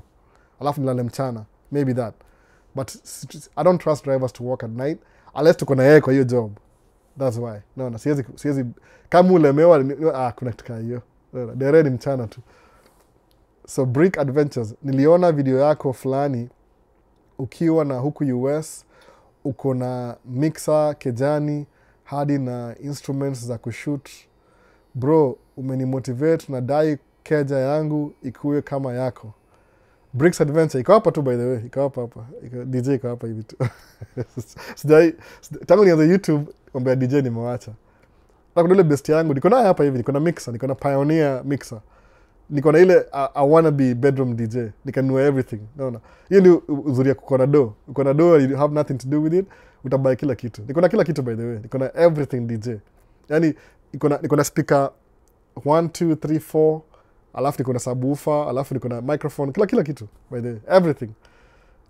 Mu build vitu, build kama sema DJ, sema what DJ units do I need? Niko at least average mobile DJ unit. Niko na lights, speaker, everything niko nayo. Hata meza ni ya DJ. I think ni spend $10,000 over time. Sikili niko bado mjinga. Excuse me, mwerevu. I would never buy stuff like that now. Ever. Hata kama naziuza, by the way. For profit. I know more than I did back then. But ile, you do you. No. If you want keje kuna DJ, buy. No. It's good we buy usi regret. Mimi nimebuy, niko na hapa by the way. Niko na Pioneer, ni mzee sana, sijai update, ni mzee sana. Nituangaje? DDJ2, kitu kaa hiyo, Pioneer. 2 mixers, 4 channel. Alafu niko na QSC 12.1, K2 or something, up tops, subwoofer chini. Alafu extra speakers hapa. Niko na wireless microphones 2. Niko nataka kuona event DJ. Ile unaenda kama birthday hivi. Alafu kuna birthday, unapatia msee microphone wireless. Ile the most powerful. Niko na the most powerful by the way. Niko na 2. alafu nikaingia mambo ya YouTube na camera. Siku ya COVID DJ ka fade away, so I still have the DJ stuff but I don't use it. Niko na mixer pia, niko na mixer moja kubwa sana. So if you want ukuta kwa keja yako kuna DJ, man, you do you. Sikudanganyi, just do you. No, be happy. But sahi, knowing what I know now, hiyo 10,000 ningebuy na shares. But nile, it's a journey. No. See destination ni journey. It's a journey. Sahi ndaziuza by the way, ndauza everything. For a good price, ndauza speaker. Maybe na keep speaker siji. Siwezi ishi bila hiyo base. Mimi base lazima nikuwe naye. Hapana siji. Ile ndio hii ndio the closest to matriz isili. No, base. Ama siku hizi ni 58. Sijui matri gani ndio noma siku hizi. Muda kusikiza ngoma vile ilirekodiwa. Ile I want to hear the bass, the highs, the mids, everything. So nina subwoofer hapa hivi kila kitu. Niko nazo bado by the way. If you want a video, Bricks nakumikia video kitaka. Baadaye ndio si sahi. Maybe 3 weeks from now. Summer ikiingia summer. Sawa. Bado niko nizo vitu bado brand new, nilibuy brand new kila kitu. Niko na use nika get rid. Shaongea juu Aziad, Texas shaongea, Kimani. YouTube nini hapa TikTok imenyamaza ni aje? Hakuna maswali. Utashamaliza. So hi Albo, 2 questions from me. Okay, David Kimani anauliza hapa hivi. How do you leverage debt and do you think the same can be applied in Kenya? Yeah, it can. Problem ya Kenya ni ile interest rate iko very high. So what I understand in Kenya ni ile, if you're borrowing money Kenya, if you're leveraging debt in Kenya to build wealth, I think for example, suppose you have a family farm. Kama mkuna shamba yenyu uko proti maguta. Hii ni shamba ile yenyu, mkuna title deed, and we evaluate how much value hiyo shamba ina cost. Sawa? Hii ni family business you're putting online. Sawa? Alafu seme, okay, shamba yetu iko wapi? Seme Kilifi na shamba Kilifi. Karibu na Mount Kilimanjaro. Iko worth maybe 100 million Kenya shillings. Tumia Kenya shillings. Enda kwa bank, uboro half of that. Maybe 50 million from the bank. Wapatie title. Waambie, if I don't pay this money back, chukueni land yangu. Very risky. But anyway, so this is what you do. Very, very risky. Ubaya saa Kenya ni hivi, ukichukua hiyo 50 million, what are you going to invest in? Maybe to invest na, sijui kama mna parking kama hapa. Kuna more opportunities hapa hivi. So, alafu, ubaya Kenya ni ile pia paying back your loan ya 50, utalipa na 30% interest. That's too high. It's too high. No. So, kama you'll work 3 times as hard to pay off your deni Kenya than states. Just states sahi business loan ni kama 10%. 9 point something. Interest rates iko high. Normally kama 7% interest. So kama nikiomba loan ya 1 million, I'm only paying 7% ya hiyo loan ya 1 million. Kenya itakuwa 30%. So kuleverage ndio hiyo sasa. You leverage your land, ukitumia credit. When you get that money from the bank, usiende uwe bibi wa pili, uende nyama choma, ununue Range Rover, hapana. Enda investment straight. Kama ni real estate, piga hesabu zako before hata uombe loan. Sema nikijenga kama tuseme ghorofa fulani Kayole, iko na 2 bedroom, inanipatia this much, ile market rate average ni how much sahi as we speak sahi. Maybe rent ni 10,000 per month. Maybe, najua, I'm just throwing figures. Mseme, Albo uko wrong. I don't know, 10,000. Tengeneza 200 units. Sawa. Plus 10,000. Hiyo ni ngapi? 10,000 times 200 per month. Sawa. Uone, okay. Kama ni 10,000 na 200, itakuwa how much? Kuna 200 na 10,000. Itakuwa times 2, itakuwa 20,000. Alafu ongeza hizo mazero zingine. Itakuwa 200,000, 2 million a month. Sawa. So you'll be making 2 million a month na umomba 50 million.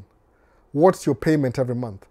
Kama payment ni 1 million, ama tuseme a third of your income, maybe ni your loan yako nalipa maybe 750,000 a month, but plot ya kumikia 2 million, then unaweza invest na hiyo story.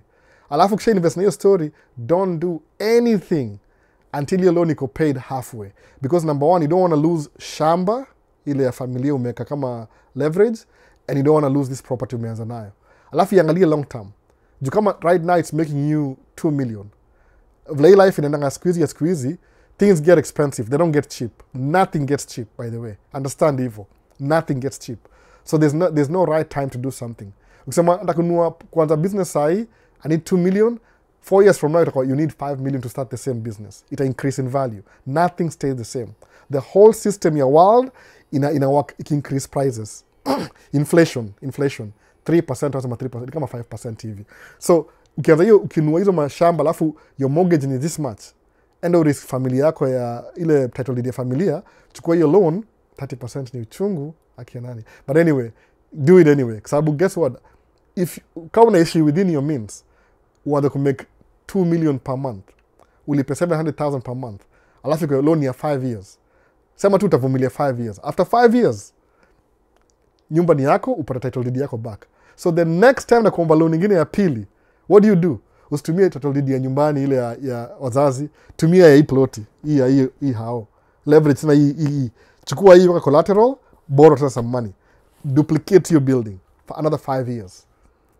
After 5 years, sasa una ngapi? Angalia, ulikuwa na ngapi? Ulikuwa una make 2 million nyumba moja, sasa uko na 2 million, 4 million sasa hii.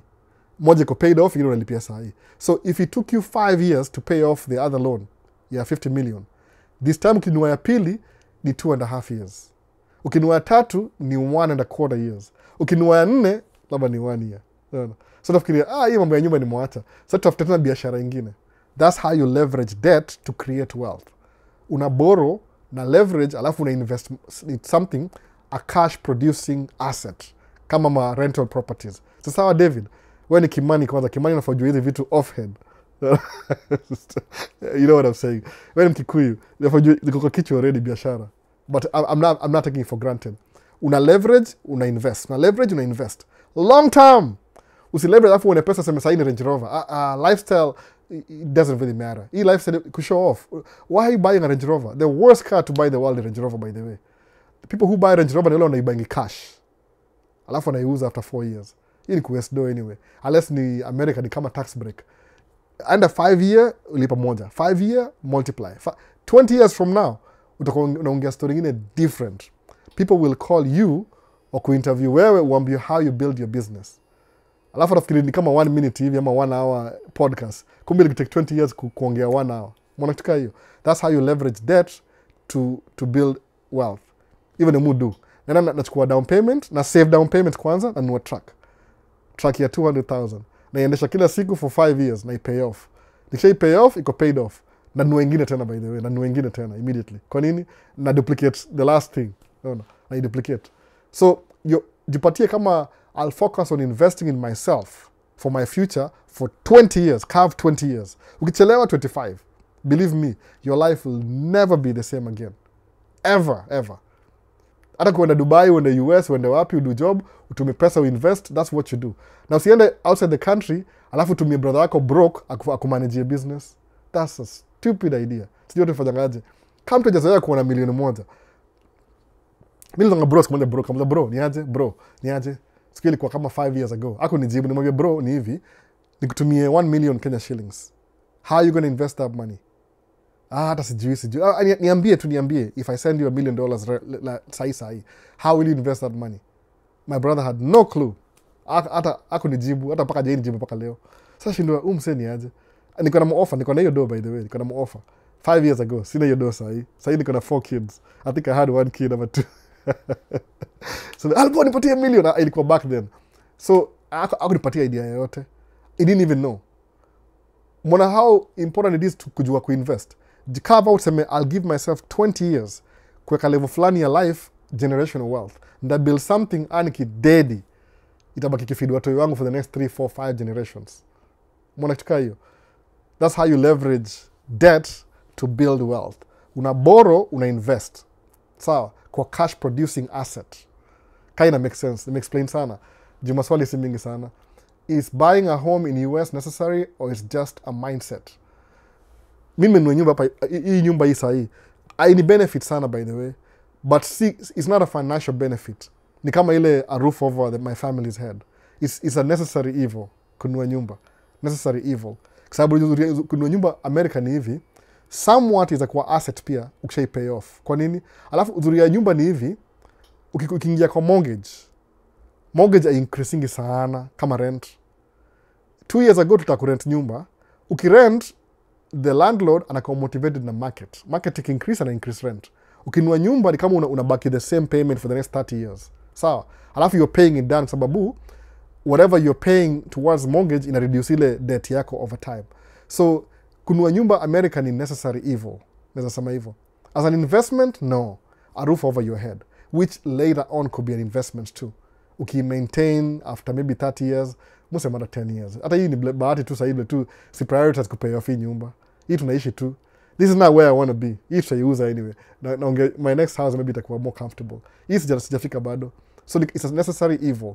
Lakini in the future, kama hujanunua nyumba bado, anza kama investment. Kama bado you're still young, hauna watoi, anza kama investment hao. Ununue alafu rent out. Alafu wengine alafu rent out. By the time unaoa una nyumba kama 3. That's how you start building wealth pole pole. Juu inakuwa passive income. Sawa. But kuwa very careful. Economy inaenda hivi kuangusha tena.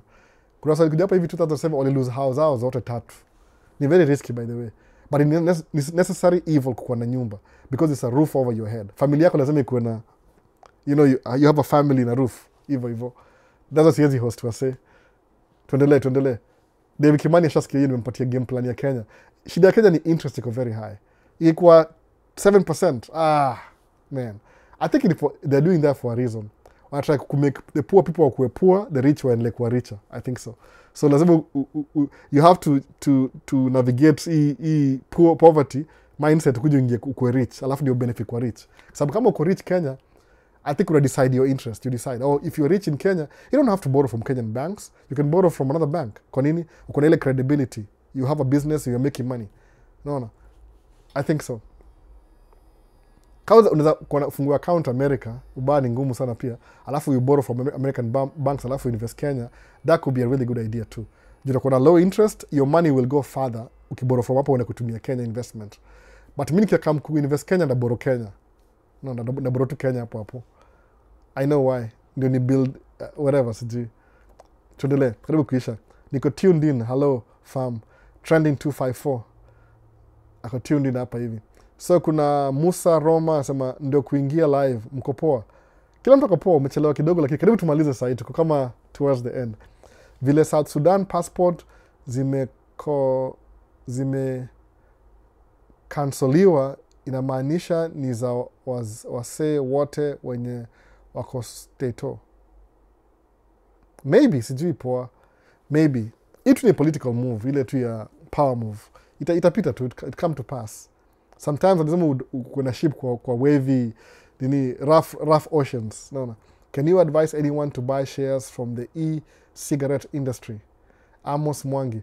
Personally, I can't buy shares from the unless niko na ile S&P 500 basket, alafu one of the shares ni hiyo. Ethically, siwezi buy mimi. Nikawa naambia mtu, can you advise somebody to buy shares of the slave ships? Na wewe ni Mwafrika. So you want to benefit from your own people being enslaved. Kitu hiyo. No. Personally, mimi e-cigarettes, I don't want anything that takes away from your health. No. Sigara ina take away. By the way, it's true. I'm not kidding. If you're smoking, you pretty much una reduce life expectancy. Every single day una smoke. Ukikuwa unakunywa pombe, you're reducing your life expectancy. Every single day unadu hivyo. Hata kama kufa bado, you're reducing your lifespan. Juu unapatia mwili too many yani chakula ni toxic anyway, alafu unaongeza extra tena. Umeona sasa? Lazima kunywa maji siku hizi. Maji tu. Hata soda nimewacha. Coca-Cola nimewacha hiyo kila kitu. Coca-Cola ni sugar. Angalia experiment, angalia ile sijui kama ile my ingredients hapa hivi. Unapata kama Coke ndio chupa ya Coke, maji mpaka hapa. Ama hapa, sijui kama mnaona hapa ndio maji. Hii ni sukari. Unaona? Na ile sukari cheap, si sugar cane, ni ile high fructose corn syrup. Inaingia kwa mwili, insulin inaenda juu. Alafu insulin inaipush away ku regulate blood sugar. Alafu ndio unaona tu na sukari. Unafikiri ni fats kumbe ni sukari ndio mingi. Basically you're drinking sugar water. No. I'll quench thirst. Kunywa tu maji. I mean, kama life ingekuwa very simple, tufanye hivi. Everybody aishi healthy, I exercise, alale vizuri, I build wealth. Itakuwa sawa. Ukiongeza pombe ndani, ni kama una reduce life yako. I mean, you can do whatever you want. Hii ni recommendation, by the way. Sema ati Albal tumbetse kunywa pombe. I mean, mimi sikunywangi pombe, by the way. Seriously, niliwacha sijui the last time ilikuwa nini. Maybe ile ya wedding ya kusipsip ile kwa tu na wasee hivi naona, but kila mtu muona sasa. So ndio hivyo, so hiyo e-cigarettes, because ni e-cigarettes, si feel okay nikifanya hivyo. It's something that takes away from people's life. I don't want to be part of that if I can help it. So Mogusu electrical engineering iko market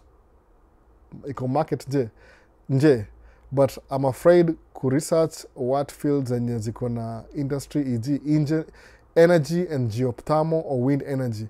These are many fields. There are many fields. Natakwambia hivyo. Msikia Mogusu unaambiwa hapa hivi advice ya electrical engineering. Kuja nayo tu by the way, kuja nayo. Alafu baadaye utakamkujua kunaenda gaje. Sasa.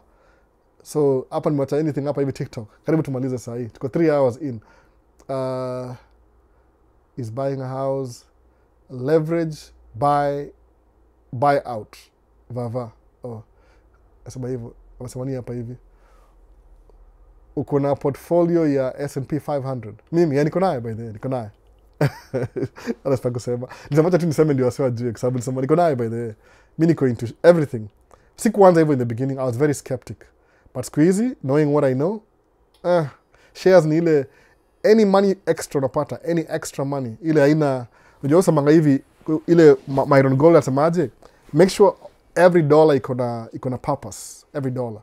So if you get any extra money, usinunue DJ equipment kama mimi, that was stupid. Invest kwa shares, kwa sababu DJ equipment, I still have it, I still see it, iko hapa hivi kwa hao, hata sijaitumia. I don't think nimeitumia 6 months straight. Niliwasha tu one time kushow best yangu moja, ndio hii inafanya job, bas, sijai play ngoma. Kwa sababu hiyo computer ya DJ, ndio hii mtumia live stream, ndio hii computer hapa. Watu wa TikTok hawezi ona. Ndapost video ya studio sahi. Hii computer ya DJ, hiyo MacBook, ndio hii hapa tunatumia live stream. I think sahi hii computer ni 2008 MacBook Pro. Haijai kufa by the way, bado ina do job. But at least using it for live stream iko more productive than playing music. Naweza sema hivyo kweli. Sina music hapa ndani. Niko na hard disk, hard drive iko na music. But using it for live stream ni more productive than music. I would say so. Nothing wrong with music by the way. Mupenda music bado. I love music. Bila music. But ile DJ, if I can sell these things right now, nichukue hiyo pesa yote nitupe kwa shares, I'll do that. Sababu ni pesa, I don't need it right now. So every dollar uko nayo iweke mahali. Sababu kama shares ni ile, that's how you make your money work for you. Juu is economy ya wali na inflation. It's always going to be there. Prices are not going to get cheap. They'll get expensive. Ikuwa cheap labda ni ile tu sector. Kama tuseme maybe China produce better electric cars than America. Tesla ni kama 80,000 brand new. BYD ni 40,000. So itaanzia 40, itakuwa electric cars are cheaper because of technology. But it increase every year bado. Kwa nini? Hii world economy ina run na inflation. Sawa? Ina run na inflation anyway.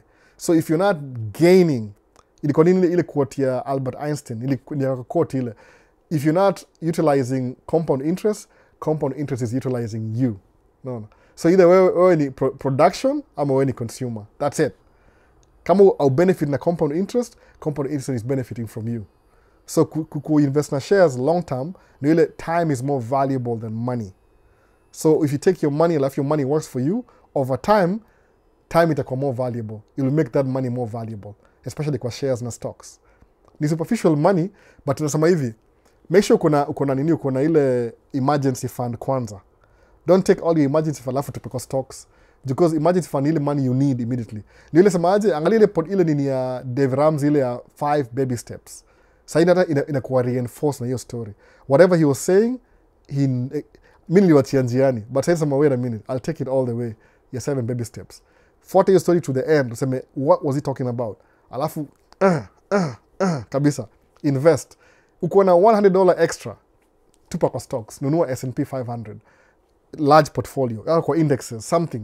Ile, as you live, una create. Sababu hii, alafu utaifungulia trust baadaye sasa imekuwa significant, alafu wachie watu wako waendelee kubenefit naye. It makes sense, no. If your money works over time to make you more money compound interest, do it. No. Usinunue DJ, but nunua DJ equipment if you want to anyway. Nasema tu ile, don't sema ati I don't want to live life because of this. We are tuko diversified. Usikuwe tu ni msetu una kama naona baba amerudi last time aliniingilia ni aje? Ako TikTok hapa hivi asema kuna like ameniingilia vibaya. Kumsaliandika book fulani kubwa kabisa about sijui ni LGBTQ. Nikamwambia, you don't even know what I believe, by the way. Lile tu, I'm keeping my beliefs personal. Staki zikuwa tini publicly. Of course, maybe you're on the same page na wewe na ujui. Ile tu, the way najiprotei na kwa neutral kwa kila kitu. Okay, bro, is it better to go through company, CDL, or private? WO, it doesn't matter as long as uzapata license. No. Either way, mi nilitumia shule for free na I used a driving school, alafu nikiingia company was paying for my school. But walikalipa hiyo school for the next 2 years. So walini stretch out, they wanted to use me proper. When I discovered that, nikatoka, I paid off myself. After 1 year, ile tu experience ni muhimu kwa tracking. Once umekuwa comfortable, see ile what they say is experience. When you yourself are comfortable driving the truck yourself, leave, get out. No. Kuna tracking company yoyote iko na IPO US or publicly traded? Ziko. Sometimes autumia jina different than ile kampuni yenyewe. You know how these things work. Unapata holding company ni hii, kampuni ni hii ni hii operating. So iko lakini itakuwa na different names as zingine. Mimi najua hivyo, sitaki kutaja sahi anything sahi, but ziko mob sana ziko naye. What are the best stocks to buy with the guy in power? I'm afraid everything is getting shaky. Nunua S&P 500. Ile tu a whole basket of everything. Alafu kama kuna ile specific, kama unajua Nvidia iko na do. Yaani hii ni ile pesa ile kuna extra. The extra. Ile si ati your emergency fund. Sema tu I'm going to invest $100 every month towards stock. Ama 200, ama 1000. Unajijua, mimi sijui unajijua tu. Kwa sababu either way ni compound interest. What makes Warren Buffett rich ni ku buy and hold. Alafu at some point he had so much money he started buying companies.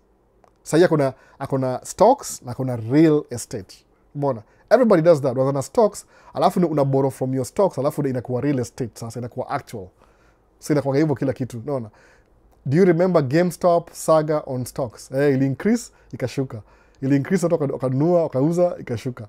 Kuna game chafu, ile tu cheza the long game. See the short game. Any money, see emergency fund, extra money. Useme ati, ndanunua nini leo? At least a percentage of your money into stocks every month. Ni discipline. Hujanisahau, asieni kusahau. Kwani hiyo video ya juzi niliwatch tena. But usijali sana, ni kitu ukiangalia vizuri kabisa hatuwezi regulate behavior. Kitu kama hiyo. Ujui what I believe in, ile tu ni YouTube. Unajua ni YouTube, lazima uonge neutral. Usijali sana. No. So tell them buy T-bills. Yeah, treasury bills ni poa pia. Yeah, anything kuna, sababu angalia, whether you like it or not, every year conventional kunywa maji tena. Nikaa hapa sana hii baridi. Leo kuna baridi by the way.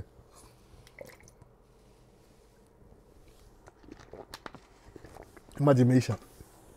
Anything your money is gaining maybe 6-7% ni poor than losing 6-7% every year. Sababu inflation itakungojea. It won't wait for you. So kama invest hata kama ni $40, hata kama ni $50, wewe tupe kwa shares, please. Usijali, tupa kwa shares. Polepole tu, bill polepole tu. No. Time is more valuable than money. In this context your shares, time is more valuable than money. So, you can invest $50 every month. Alafu ipatie 10 years. 10 years from now, utaenda kwa shares zako, uleverage, uborrow against, ununue apartment building. Alafu sasa create cash flow, tena uanze kupay back hii hapa hivi. Ili nimeongea Kenya, hiyo uba Kenya ni 30%. Hope it reduce. Or if there's a way you can borrow money from outside Kenya. But the problem na bank ni ile, lazima uko na zile credentials. Ile waone, you have an existing business, you make money. Sababu, they are risking their money to give you. So they want something in return. They don't want to lose their money. So lazima ujipatie uko na credential. I have this business, I make this much, I want to borrow this much. No. Ina take time pia hiyo. Nimelandi vitu kama niko a little bit too old. But that's what I'm saying, acha ni preach ya wako young. Wale utaunderstand vitu mapema kidogo, wazipik, wakamkusaidia tukue millionaire baadaye. Sasa uko na do by the way, una control everything. Politics itakuwa exactly what you want. Get you'll buy the president you want. You'll buy politicians are always on sale. So Alafu hiyo nisema uko na do mmoja. Mko na do. You'll buy anything you want. Unaona? Mtabuy the Kenyan president you want. Kwa sababu if you mkimlipa poa sana, si lazima aende kupewa na chapa na watu wako huko nje. Mtamlisha tu hapo hapo, atasema no, it's too controversial. If I do this they'll kick me out of office. Alafu anasema no. Kwa nini? Juu mnamlipa pesa every month vizuri. Umeona? Iko funny. Naenda kwa msik hapa chini kwa baridi. Ni ile funny ni hivi, mnapatia mtu president maskini. A manage too much money ajazoea. Isiongee mtu particular, ongea tu ile general, ile tu general aspect. Imagine mnaambia Albo ni president wa Kenya. Alafu Albo amezoea ku make sijui whatever much. Alafu napata budget moja ya Kenya, sijui ni how many billions. Shindo, oh my goodness. Unapatia maskini a manage do yenyu. Come on. Pesa drives people crazy bana. No.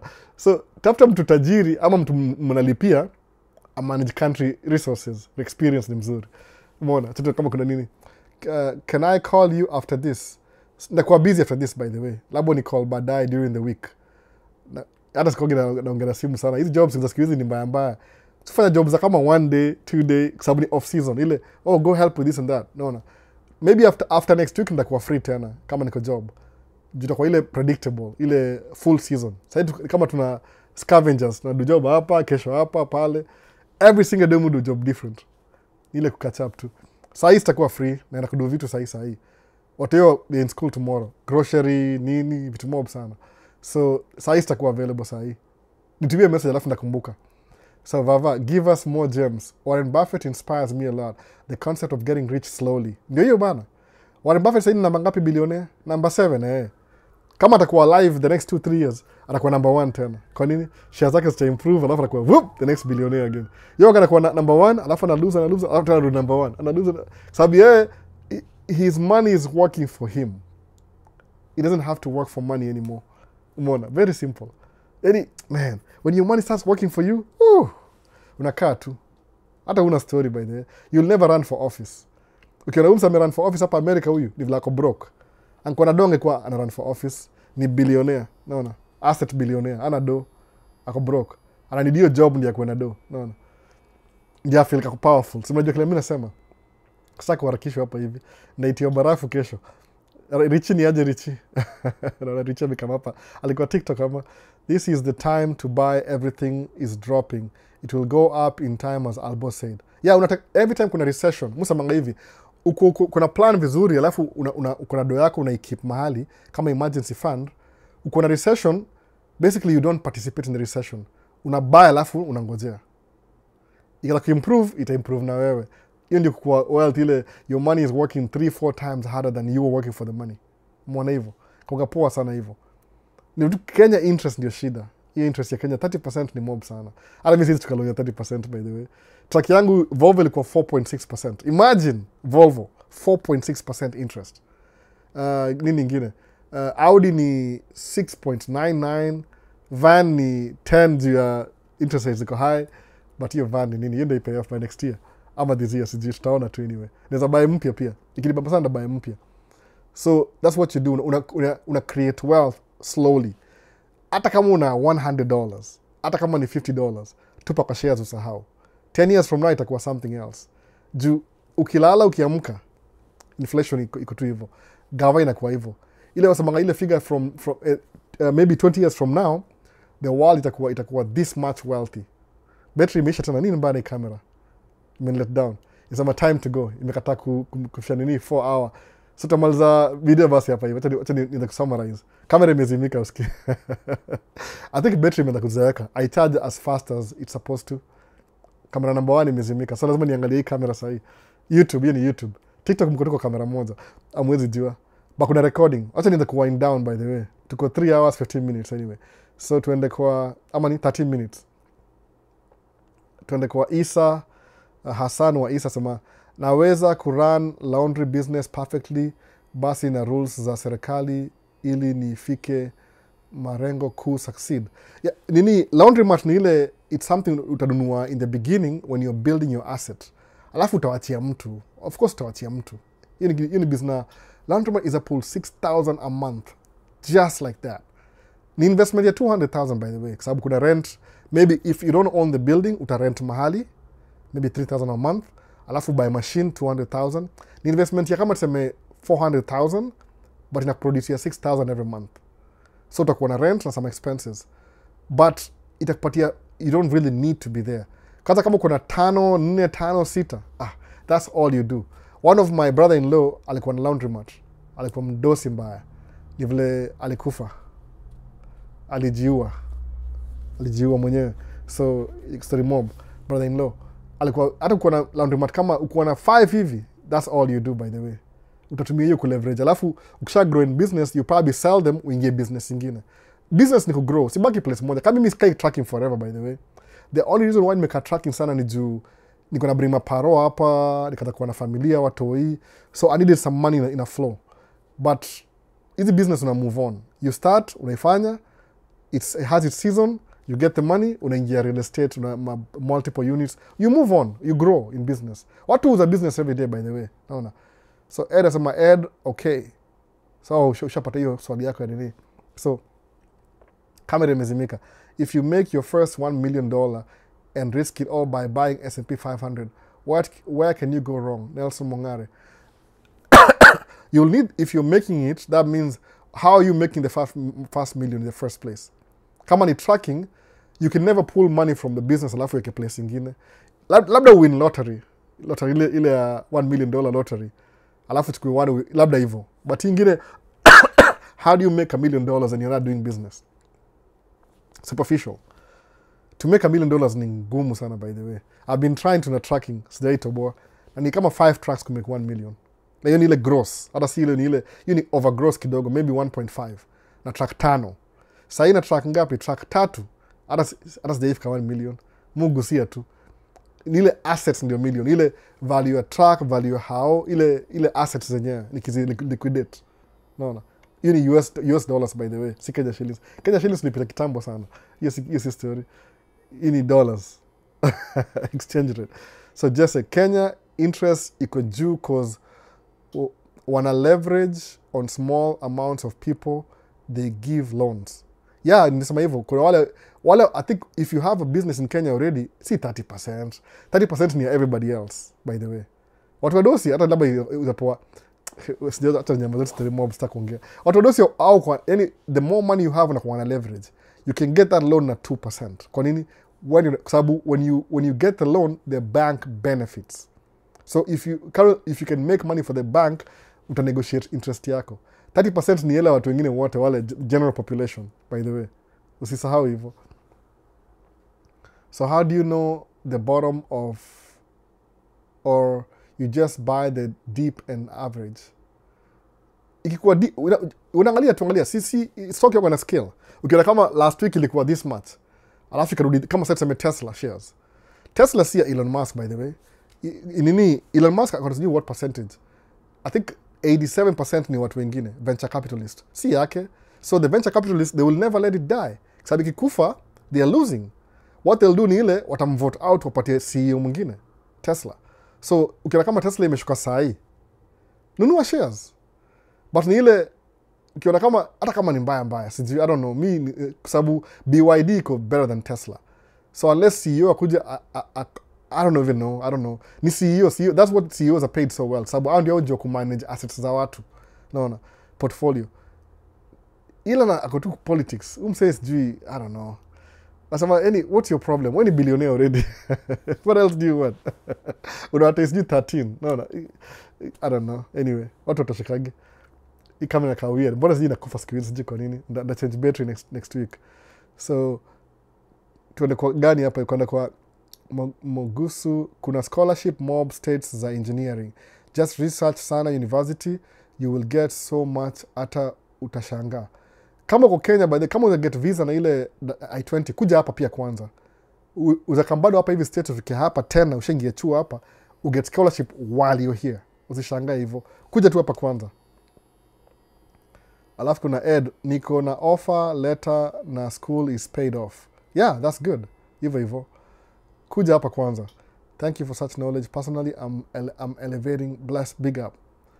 Mimi nawaambia kwa sababu unajua kani kwa mdosi sana ningenyamaza juu I don't want you guys to catch up with me. So ingekuwa hivyo. Wangefikiria hivyo by the way. Mimi nasema jabu unapata mse mimi kuna wasema najua personally. Siwezi taja majina by the way, ndajiseti. Wale milionea mujua, wale mamilionea mujua. Kweli kabisa. Personally. Na wajua na namba yao simu kwa phone yangu, phone book. Wali get rich na stocks. Simple. No. Over time. Si ile ukamkati boop hivyo. Wale mimi najua wali get rich na stocks. So ndio hiyo bana basi. So na Magusu, hii ndio poa sana, congrats and all the best, make it worth it. Sasa kuna Kenyan banks invest all their money in T-bills. They don't loan to watu wa kawaida mostly. Yeah, that's true. Sababu T-bills makes them more money. Sababu watu wa kawaida, kuna so many people who are broke. So, broke si ugonjwa by the way. Ni condition to you lack of money sababu ya system na nini. So, why would they, if they want to make money as a bank, ni poa invest na treasury bills. Because uko na get maybe 5% every month. Kuliko kuku invest na watu broke. But ni ile system, political system vile ina work. Ni mimi nasema aje, next time nyinyi wote run for president, ena mregister, run for president. Alafu mkuwe kuna wase karibu Kenya kuna population ngapi? 53 million running for president. Mdialutio vote. Alafu mchukue one of you ula hata sijui. Anyway, we'll see how that works. Itakuwa kama joke but itakuwa poa. Acha ni malze vida bana wase. Kamera imededi. Hii number 1 imededi. Sijui ni battery ama ni nini. Ashikangi poa. So kuna ile acha ni malze TikTok basi. Wasa TikTok kama mtakuwa na live recording iko YouTube, Maisha States, playlist inaitwa Man Cave Talk Live, na kuna Man Cave Talk. Sawa. What about US banks? About nini kuboro? They invest in everything. US banks au invest na kila kitu. They don't leave no money left behind. Kuna credit cards. I'll make dough from everywhere, by the way.